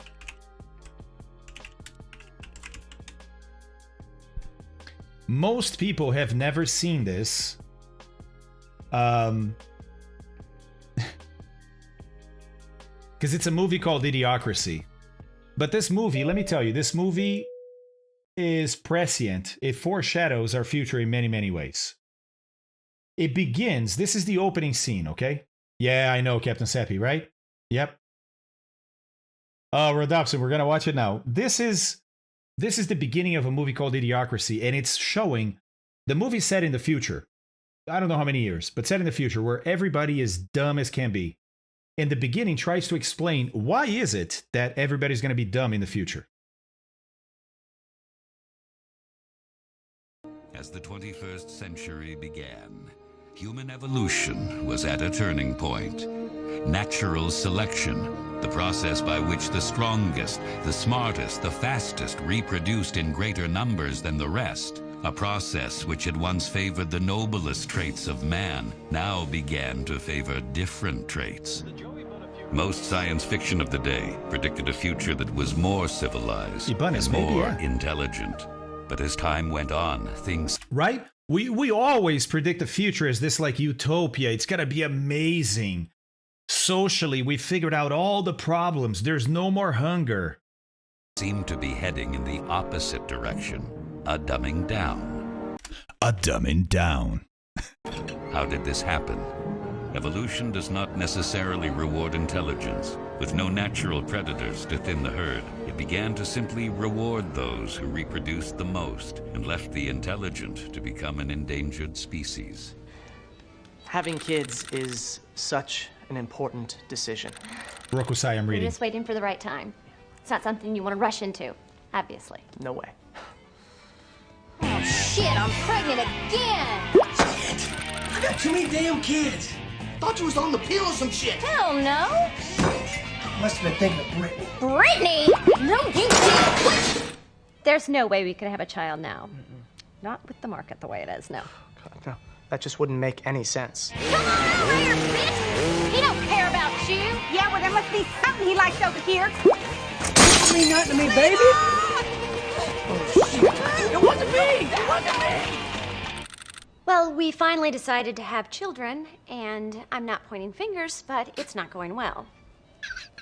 And this is helping. So. I'm just saying that before I have in vitro, maybe you should be willing to... It's always me, right? Well, it's not my sperm count. Yeah! I'm gonna fuck all y'all! Sorry. That's my boy! Sorry. Cleavon is lucky to be alive. He attempted to jump a jet ski from a lake into a swimming pool and impaled his crotch on an iron gate. But thanks to recent advances in stem cell research and the fine work of Doctors Krinsky and Altschuler, Cleavon should regain full reproductive function. Get your hands off my junk! Unfortunately, Trevor passed away from a heart attack while masturbating to produce sperm for artificial insemination. But I have some eggs frozen, so just as soon as the right guy comes along, you know. And so it went for generations, although few, if any, seemed to notice. At the dawn of the 21st century, the Army began a top-secret experiment. Meet Joe Bowers, our first subject for... Yeah, so basically this is a guy from the present that gets sent into that future, the future we just watched being built. And needless to say, he's slightly surprised by what he finds. Yeah, you know, it is great. It's great movie making. The movie itself is, it's all right. But you know what pains me is that I watch this, right? And I laugh. But inside I go, wait a second. Why am I laughing? Because this is actually happening right now. Right? Hey, Moose! Buddy, haven't seen you in a while. How are you, man? Hey, good to see you. Yeah, exactly, AK. Exactly. Dude, I have an 11-year-old and a 10-year-old, and I worry about the world they're gonna grow up in. I mean, they're already growing up in, but you know what I mean. Like, how is it gonna be when they're 30? Yeah, Airlock, exactly. It's uncomfortable laughter. It's uncomfortable laughter. Right? It's just... man. So, somebody asked, which one do I fall into? I've always believed, my personal belief, please, I don't project this on anyone. I mean, I judge them. There's no question, but I don't project this. I just judge. I think you should be able to replace yourself. So if it's you and a partner, you should be able to have 2 kids. Right? And you can say, well, but I mean, you need to keep growing humanity and this and that. That gets really fuzzy for me. So for me, you should be able to replace yourself. If you want to have more kids, have at it. But I think you might be adding to the problem, right? And again, I'm not saying you shouldn't have that many kids. No, but it's like, okay, what are you doing then to take care of the 5 kids? To ensure they get good education, right? To ensure they have good development. Because I can't afford to do that with more than 2 2 is already a struggle, right? We're in school at the moment, yeah. Nice, Moose. Yeah, let's go, buddy. That's awesome. Glad you're here, man.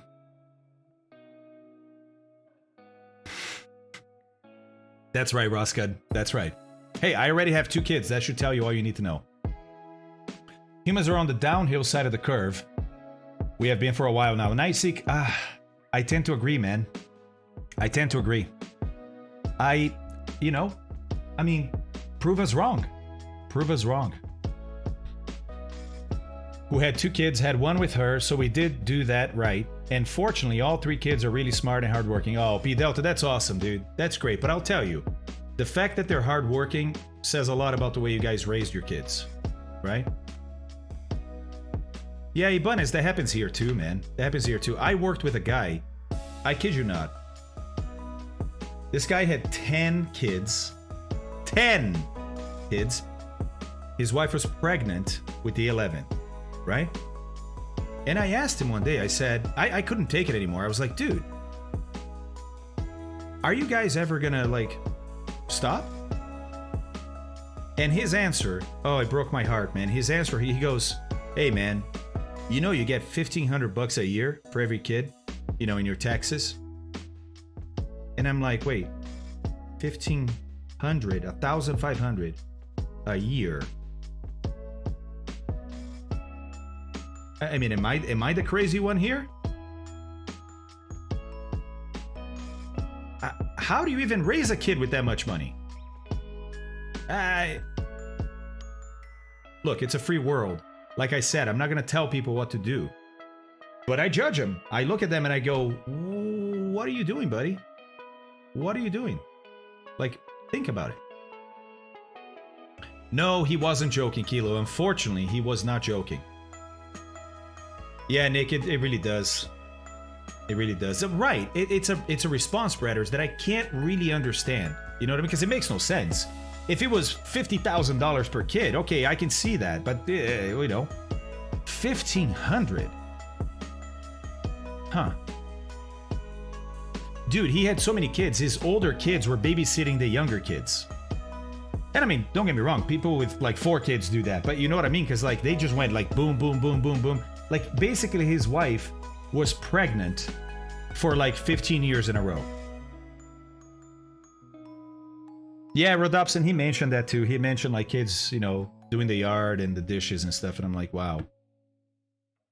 Right, Mahakali, I think that's one of the things that happens in some other places in the world, right? Is that, yeah, it's too expensive, right? Now, it doesn't stop some people from having kids anywhere they are, but still, man, still. Well, that's the thing, Gregory. I think we as a society need to adapt, right? We need to be smart enough. Sorry, I just realized the music's a little bit loud. We need to be smart enough to allow people choice. You want to have 4 kids, have at it, man. Have 4 kids, but you need to plan for that. You need to have systems in place to handle 4 kids, right? I think sort of responsible people don't have to be told that. They just figure that out, that it's like, man, we can't have another kid until I get a better job or whatever it is, right? But I gotta be honest, I think a lot of people need that told to them, because otherwise they'll just keep popping them out. So again, if you have a bunch of kids, I'm not saying you shouldn't. All I'm saying is, hey, like if you're Bill Gates, dude, have 400 kids for all I care. I know you can provide for them. I know they're gonna have good upbringings, right? Maybe not in a sort of parent to child attention, right? Because that's the other thing, is like, how do you spend time with 10 kids? But still, if you have the means, it's your life, man. But what bothers me is the people that have no means whatsoever. To have 1 kid and they have 6. Oh my god, Airlock. I know, I am getting on a soapbox. I'm sorry about that, guys. I'm so sorry about that.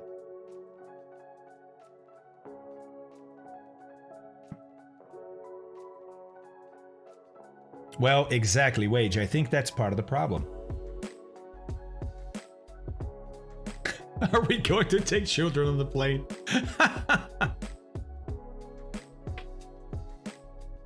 Well, Nick, if you're serious about that, not sure I really want to be a dad either. Are you in a situation where you're seriously considering that?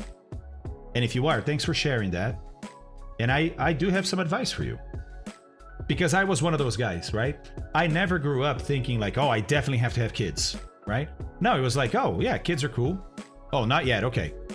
Kids are cool, or if I don't have kids, that's cool too. I've always been that way, and I'm still that way to this day, right? To this day. Still in college. Okay, good. Stick with college. Stick with education. Get a career going. Nice, Nick. You're doing the right thing. To this day, I'm this sort of bifurcated person. I could have had kids, fine. And I could have had no kids, and that would be fine too, right? A lot of people are not like that. A lot of people will feel unrealized if they go their entire lives without having kids. And I get that, right? I mean, we're kind of programmed for that, so I understand. But I'll tell you this. A friend of mine asked me not too long ago if he should have kids, right? He was in a situation where he's dating, they're going to get married, and now they're starting to talk about kids. And, you know, he's on the fence. And he asked me, and what I told him, it's funny because what I told him was not rehearsed. It was just instinctual. Like, I wasn't ready to have this conversation. He just kind of hit me with it. And I just went with what was in my head. And what I told him is I said, dude, I do, Greg. I have two kids. I have an 11-year-old daughter and a 10-year-old son. Ah, Ibanez, yeah. So, here's what I told him. I said, dude, it is the most work you will ever have to do in your life if you're doing it right? If you're a disconnected parent, it's easy. But if you're engaged, it's going to be the most work you have to do in your life. And it's all worth it, is what I told him. Right? Because it's true. It is true. If you're doing it right, man, being a parent will almost break you. Will almost break you. Emotionally, financially, even socially, right? But man, is it worth it? Is it worth it? I'll be honest, for the first couple of years, it wasn't that worth it for me because I'm not a baby guy. I don't look at babies and want to hold babies and get amazed when they smile, right? To me, babies are like just 2 notches above vegetables. You know what I mean? They can have some interaction, but most of it is just eating and pooping and sleeping, and you don't get much back. So it took me a couple of years, you know, for my kids to get old enough for me to become really, really attached to my kids. And now, you know, now I'm to the point where they're off having a vacation with mom in Wisconsin. They're seeing grandpa and grandma. And I call them like 3 times a week, right? Because I can't even stand being away from them for that long. Yeah, knees with a face, exactly. So, yeah, Slarty. Did you have kids then, Slarty? Or not? So yeah, and look, here's the other thing. I don't know about your situation, your social situation in life, but one of the things that happens is if you do a good job raising your kids, they'll be there for you when you're older. And there's a lot to be said for that, right? Like most people, I don't want to die alone. I don't want to, you know, sort of look back and think like, what's my legacy? And so, to me, my best legacy are my kids. It's my contribution to making this world a better world, right? Leaving it better than I found it. Ah, you had him after he died. Yeah, Slarty, I hear you. How old are they now, Slarty, if I may ask? All of my kids are adults now and are scattered all over the country. Mojave, Swede, are we talking Sweden? Are we talking the Mojave Desert in the US? What are we talking here, man? Because I don't know what... I need to know how big that country is.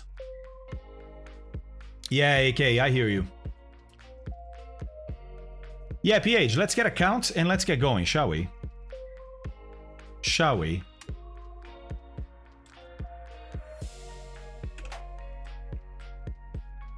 Beautiful GTN 750. Now, we're going to have to program that flight plan in here. We did not load that in the flight planner, right? One son, he's turning 5 in October. What a great age. Yeah, it is a great age, Slarty. Enjoy that age, man. It is great. It is great. All 3 of my kids are in college now. Look at Bombsmith. I figure I have a 1 of 3 chances of having a retirement plan. Hey, Bombsmith, you know, jokes aside, and I know it's not really a joke, but jokes aside, congratulations, man. Congratulations for making or convincing whatever happened. Get all those 3 kids to college. That's, you know, look, education is everything, guys. There's no question about that. Education is everything. It's how everything starts. Everything good starts with education. So well done, sir. Well done.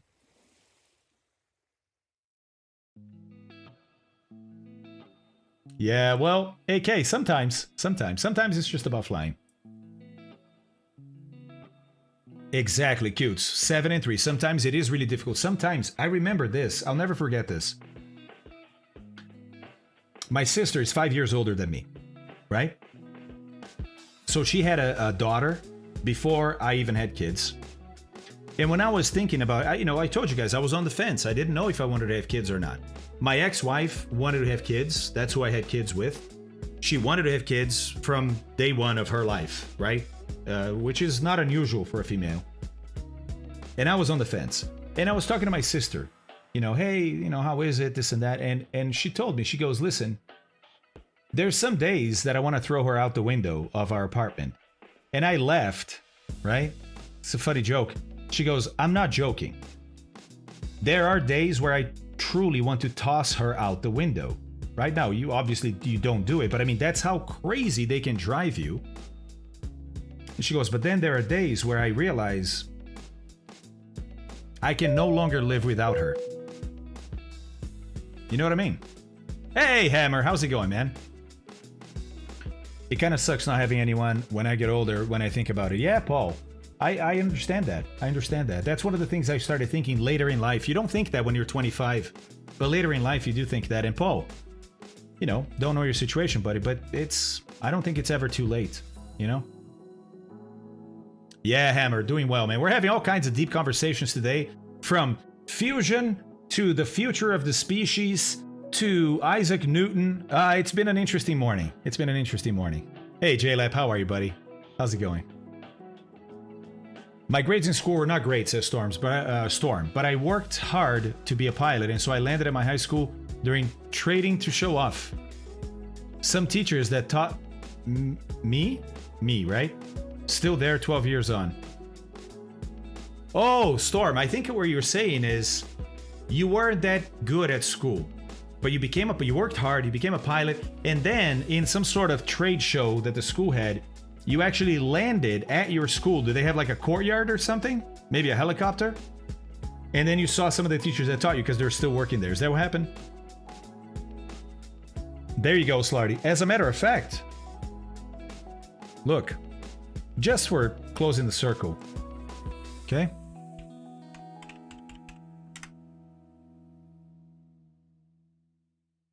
Just for closing the circle.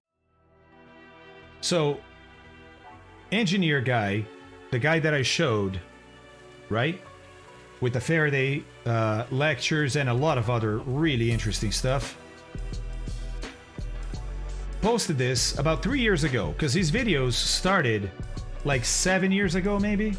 No, more, like 10 years ago. Okay, 3 years ago, he posted this, and Paul, this is especially for you, okay?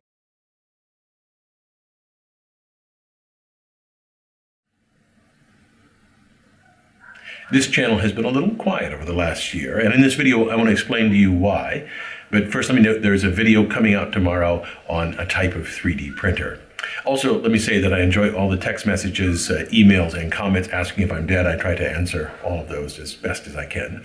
So one of the things I did in my time in the last year or two was write this book, or finish this book, FerryFlight, the true story of Britain's last great airship. It tells the story of R101 from its first flight to its fatal crash on the way to India. And it's a story that is filled with a lot of fascinating engineering. The audiobook version of this is available for free at my website, engineerguy.com/airship. Must be a pretty interesting story. Another thing that I did in the last year was I appeared on the Science Channel show Outlaw Tech, and I think if you enjoy the videos, you would enjoy that show. And lastly, there's a little bit bigger reason that I've been a little bit slower in producing videos, and if my timing is right, we'll see it.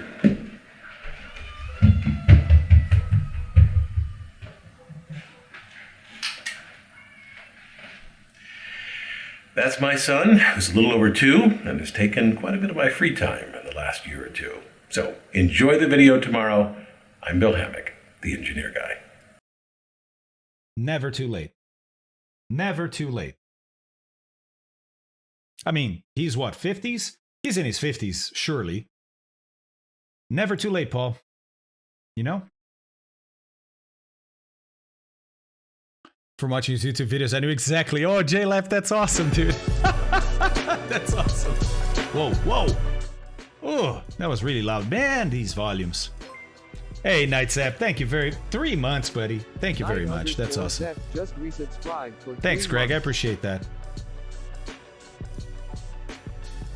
For men, exactly, nobody, exactly. For women, there can be a too late, but even then, medicine has advanced so much.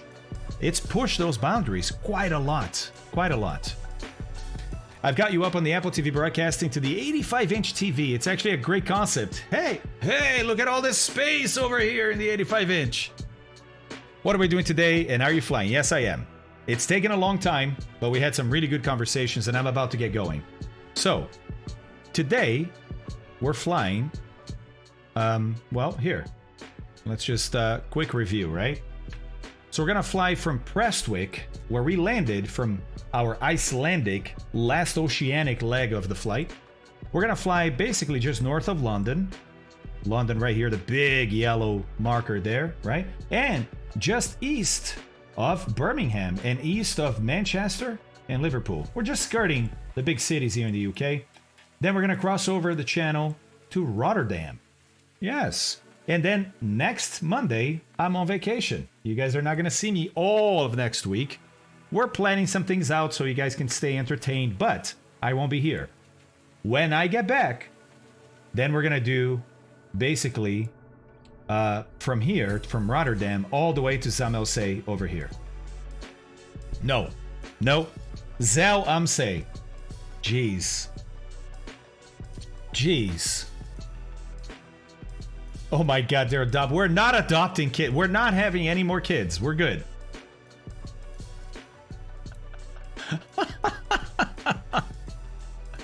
Now, that being said, Rodopsin is saying something very important. Just want to promote adoption. Kids out there need homes just as much as animals. That's very, very true. Very, very true. Paul, I don't know if that's ever an option for you, right? But I have a cousin that's adopted. I know several people that are adopted, and man, what an amazing thing that is. What an amazing thing that is, right? Especially when you find the right match, like the couple that for some reason can't have kids and the kid that really needs a couple. I mean, that's most kids out there, right? Yeah, do not overlook that. Do not overlook that. Yeah, it can be an expensive process. It can be a drawn-out process. But you're talking about a life, you know? It's pretty amazing. Pretty amazing. Zalmelsee. Or Zalmelsee. Lefty. This is a tough one, man. Oh, Jay Weasel. Good recall there, buddy. Good recall. Okay. Zalmelsee. Yeah, it's with an S, not a Z. Rodopsin. Okay. Thank you, guys. I appreciate you guiding my pronunciation. Okay. All right. So, weather at Prestwick. I mean, we can just look out the window, but it's really good weather, right? Winds 260 at 9. Okay. That means a certain runway for us, doesn't it?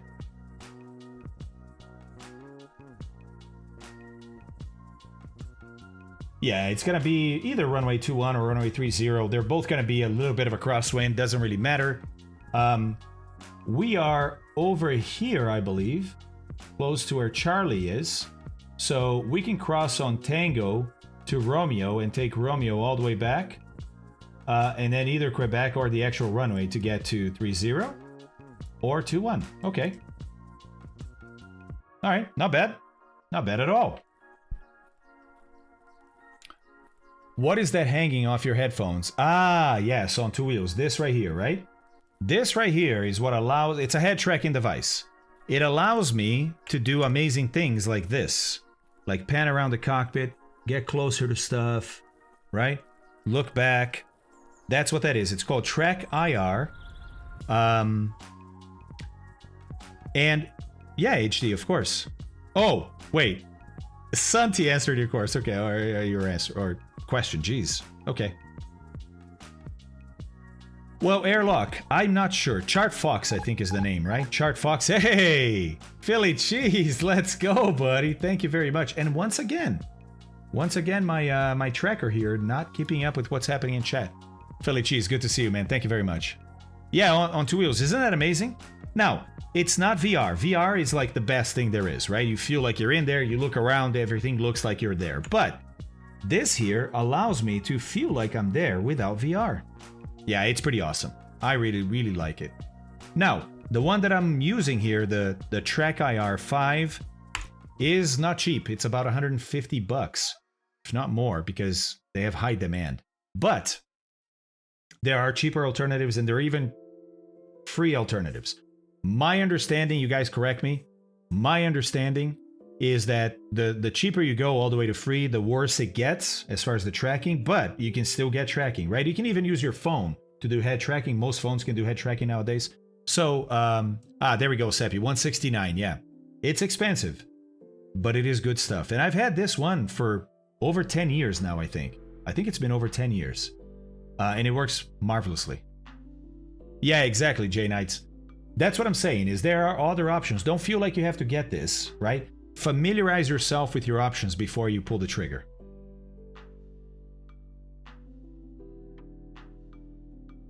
Yeah, Frentwell, thank you very much. Yeah, I have a little IR camera. So basically what this is, I don't know if you guys can see it, but at the tip of each of these guys, there's a little infrared LED. It's actually both. It's visual light and infrared, because you can see a little bit of the red bleeding through, so it's like visible light, because our eyes can't see infrared, but it goes into infrared too, and the camera sees infrared. So the camera picks up the 3 points and can determine your location based on that.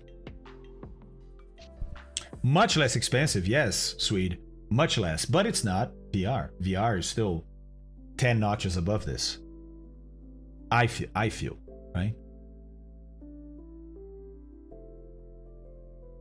I'm trying to see here. Hold on a second. I'm rolling up. I was looking for a message, but I don't think I got it. Okay.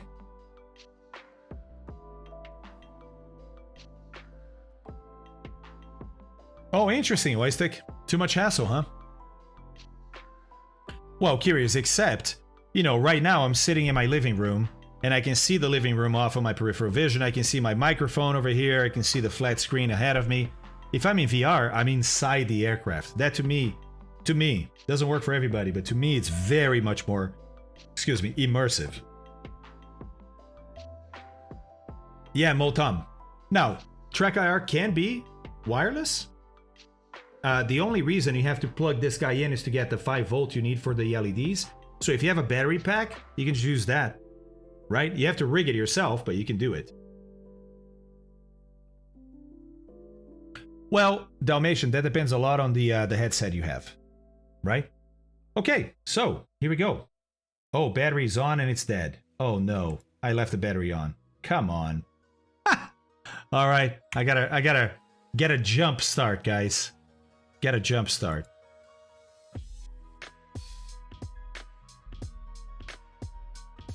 Ah, sweet, yeah.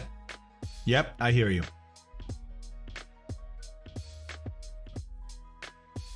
Oh! Hey! Okay. Thought that wasn't installed there for a second. Oh, it's remembering everything. Okay, here we go. Okay. All right. I'm not gonna complain. Not gonna complain. Okay, we need to put this flight plan in, right? Need to put this flight plan in. So let's go flight plan, and let's just start typing it up. Oh, there's a message here. Yes, I know. That's why I'm in here. Okay, so EGPK for Prestwick. Oh, Prestwick. There we go. Set destination. Europe, Holland, Rotterdam. Heyo! Add en route waypoints. Okay, so now we need to look at our route.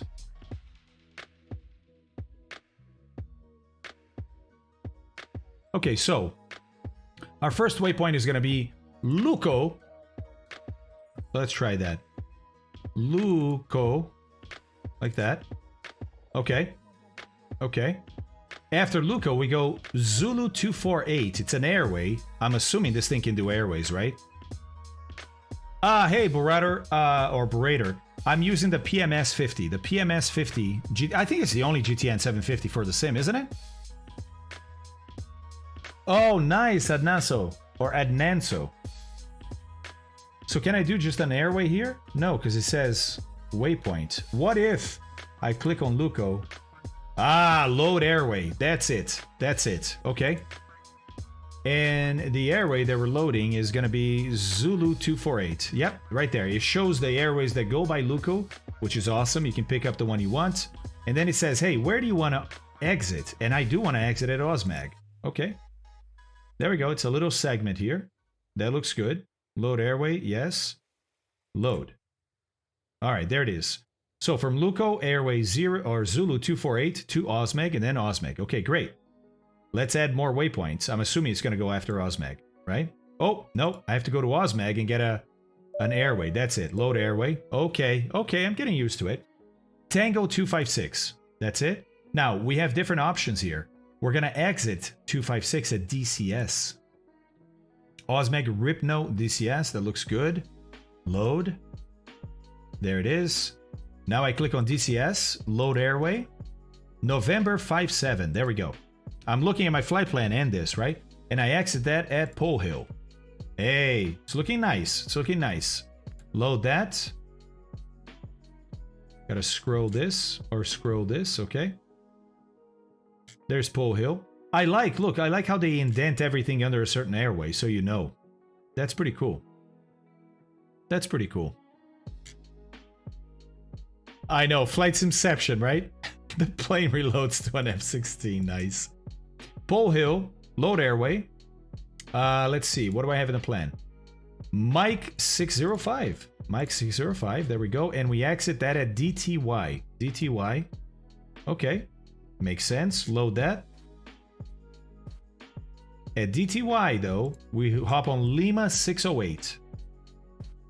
There we go. And we exit that at CLN. Whoops.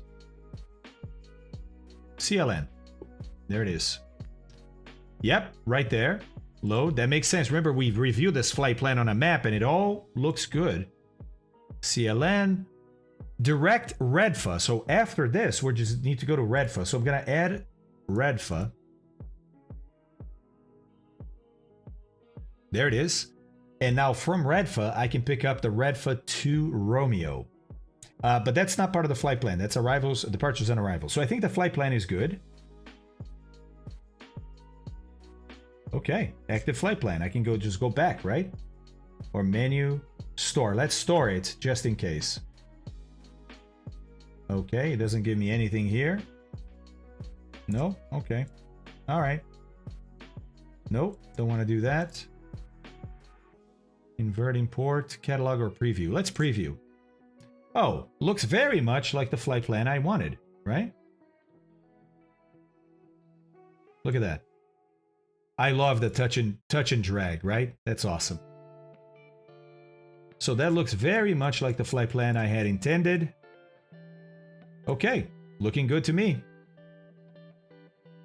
All right, now procedures, because we have a departure and an arrival, right?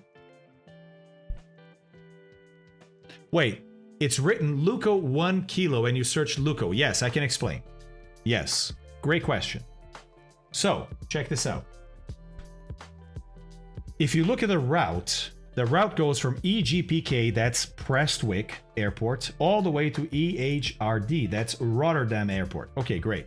Which means everything in between here is going to be the route. But if you have a departure, that's going to be the first thing you see here. Okay?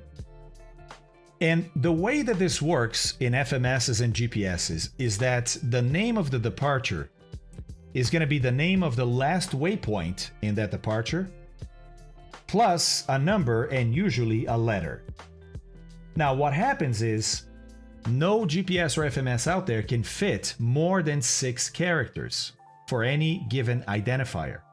So when they have a departure to Luco, which is already 5 characters, and they have a number and a letter, they're going to edit how Luco is spelled to show 6 characters while adding the letter, or sorry, the number and the letter. watch this. If I go to the Luco 1K, right? The chart. Look at the chart. It's the Luco 1 kilo in whatever you call these brackets. It's going to show you what you need to type in your FMS. So you're going to take the Luco 1 kilo departure to the waypoint Luco. And so when you look at the route says the Luco 1K departure, and it's only 1C because that's how the chart, that's how the database had it, to Luco, the waypoint. Does that make sense? Looping Bell, making sure you got this.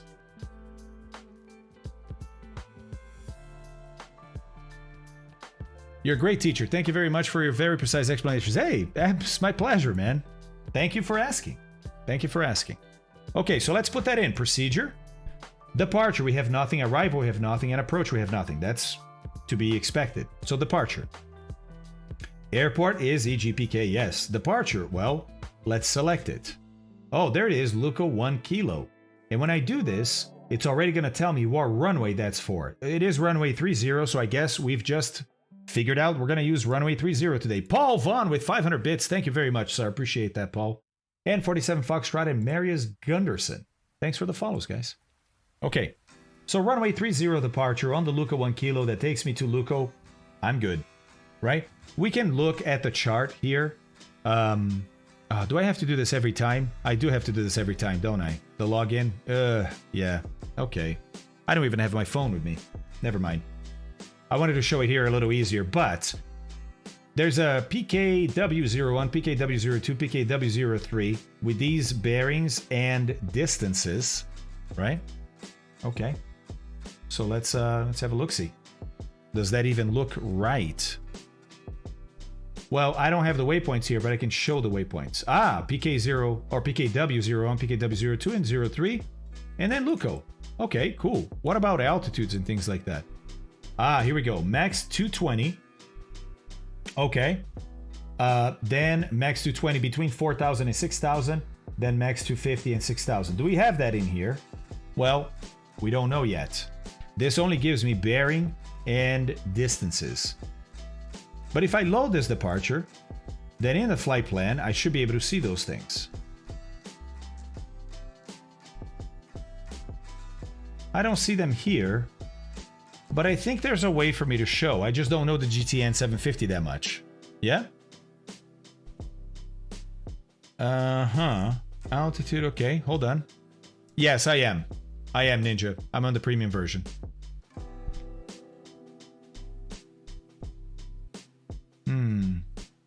No.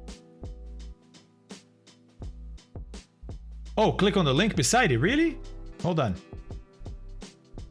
Oh. And enter this code. Okay. Okay.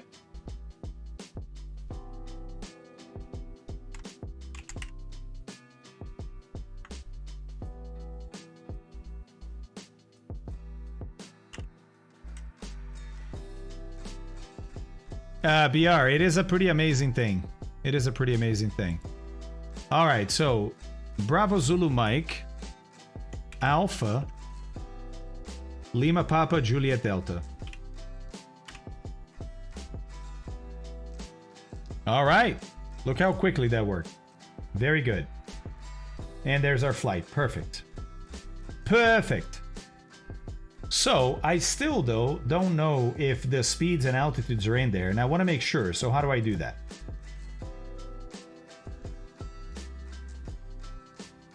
Oh, worst. Yeah, you're talking the GTN 750 itself. I'm talking the sim, because this up here is just the sim panel for Navigraph, right? Adnanso, got it. Okay, that's cool. That's cool. All right, so how do I find out those altitudes here? Flight plan, no. Oh, it says here the altitudes, but again, I want to see the brackets and I want to see the speeds. And this doesn't do anything, okay. Waypoint info, probably not. I don't know. Do you guys know? Procedures, okay.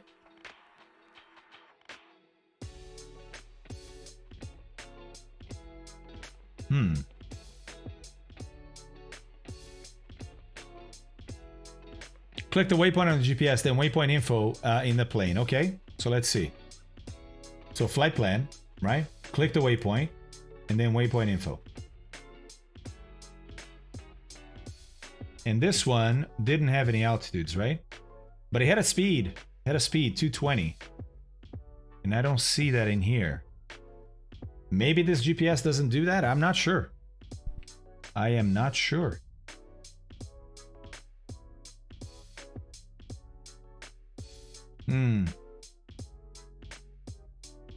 I wish the premium was cheaper than it is. Yeah. Yeah, I know, SJ, I hear you. I have a code that Pi Mark gave me to use, and that's why I have it here. But yeah, I get it. It's expensive. I think it's $75 for a lifetime. Hey, Winged Llama is here. What's up, buddy? It's $75 for a lifetime, but I think it's $25 per year if you want to do a yearly. I'm not really sure. Hang on, guys. Be right back.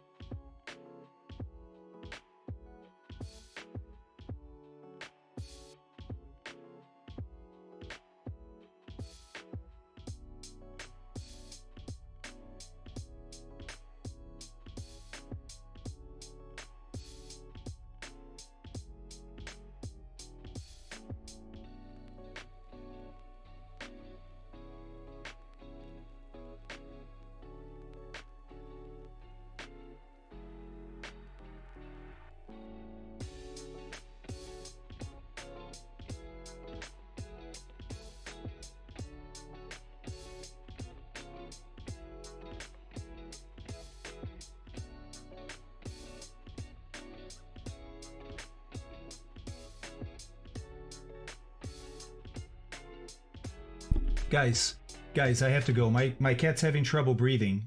She has an issue with her heart, and I'm sorry. I have to go to take. I'm sorry. I have to go take care of this. I'm really sorry. It's not looking very good. I'm sorry.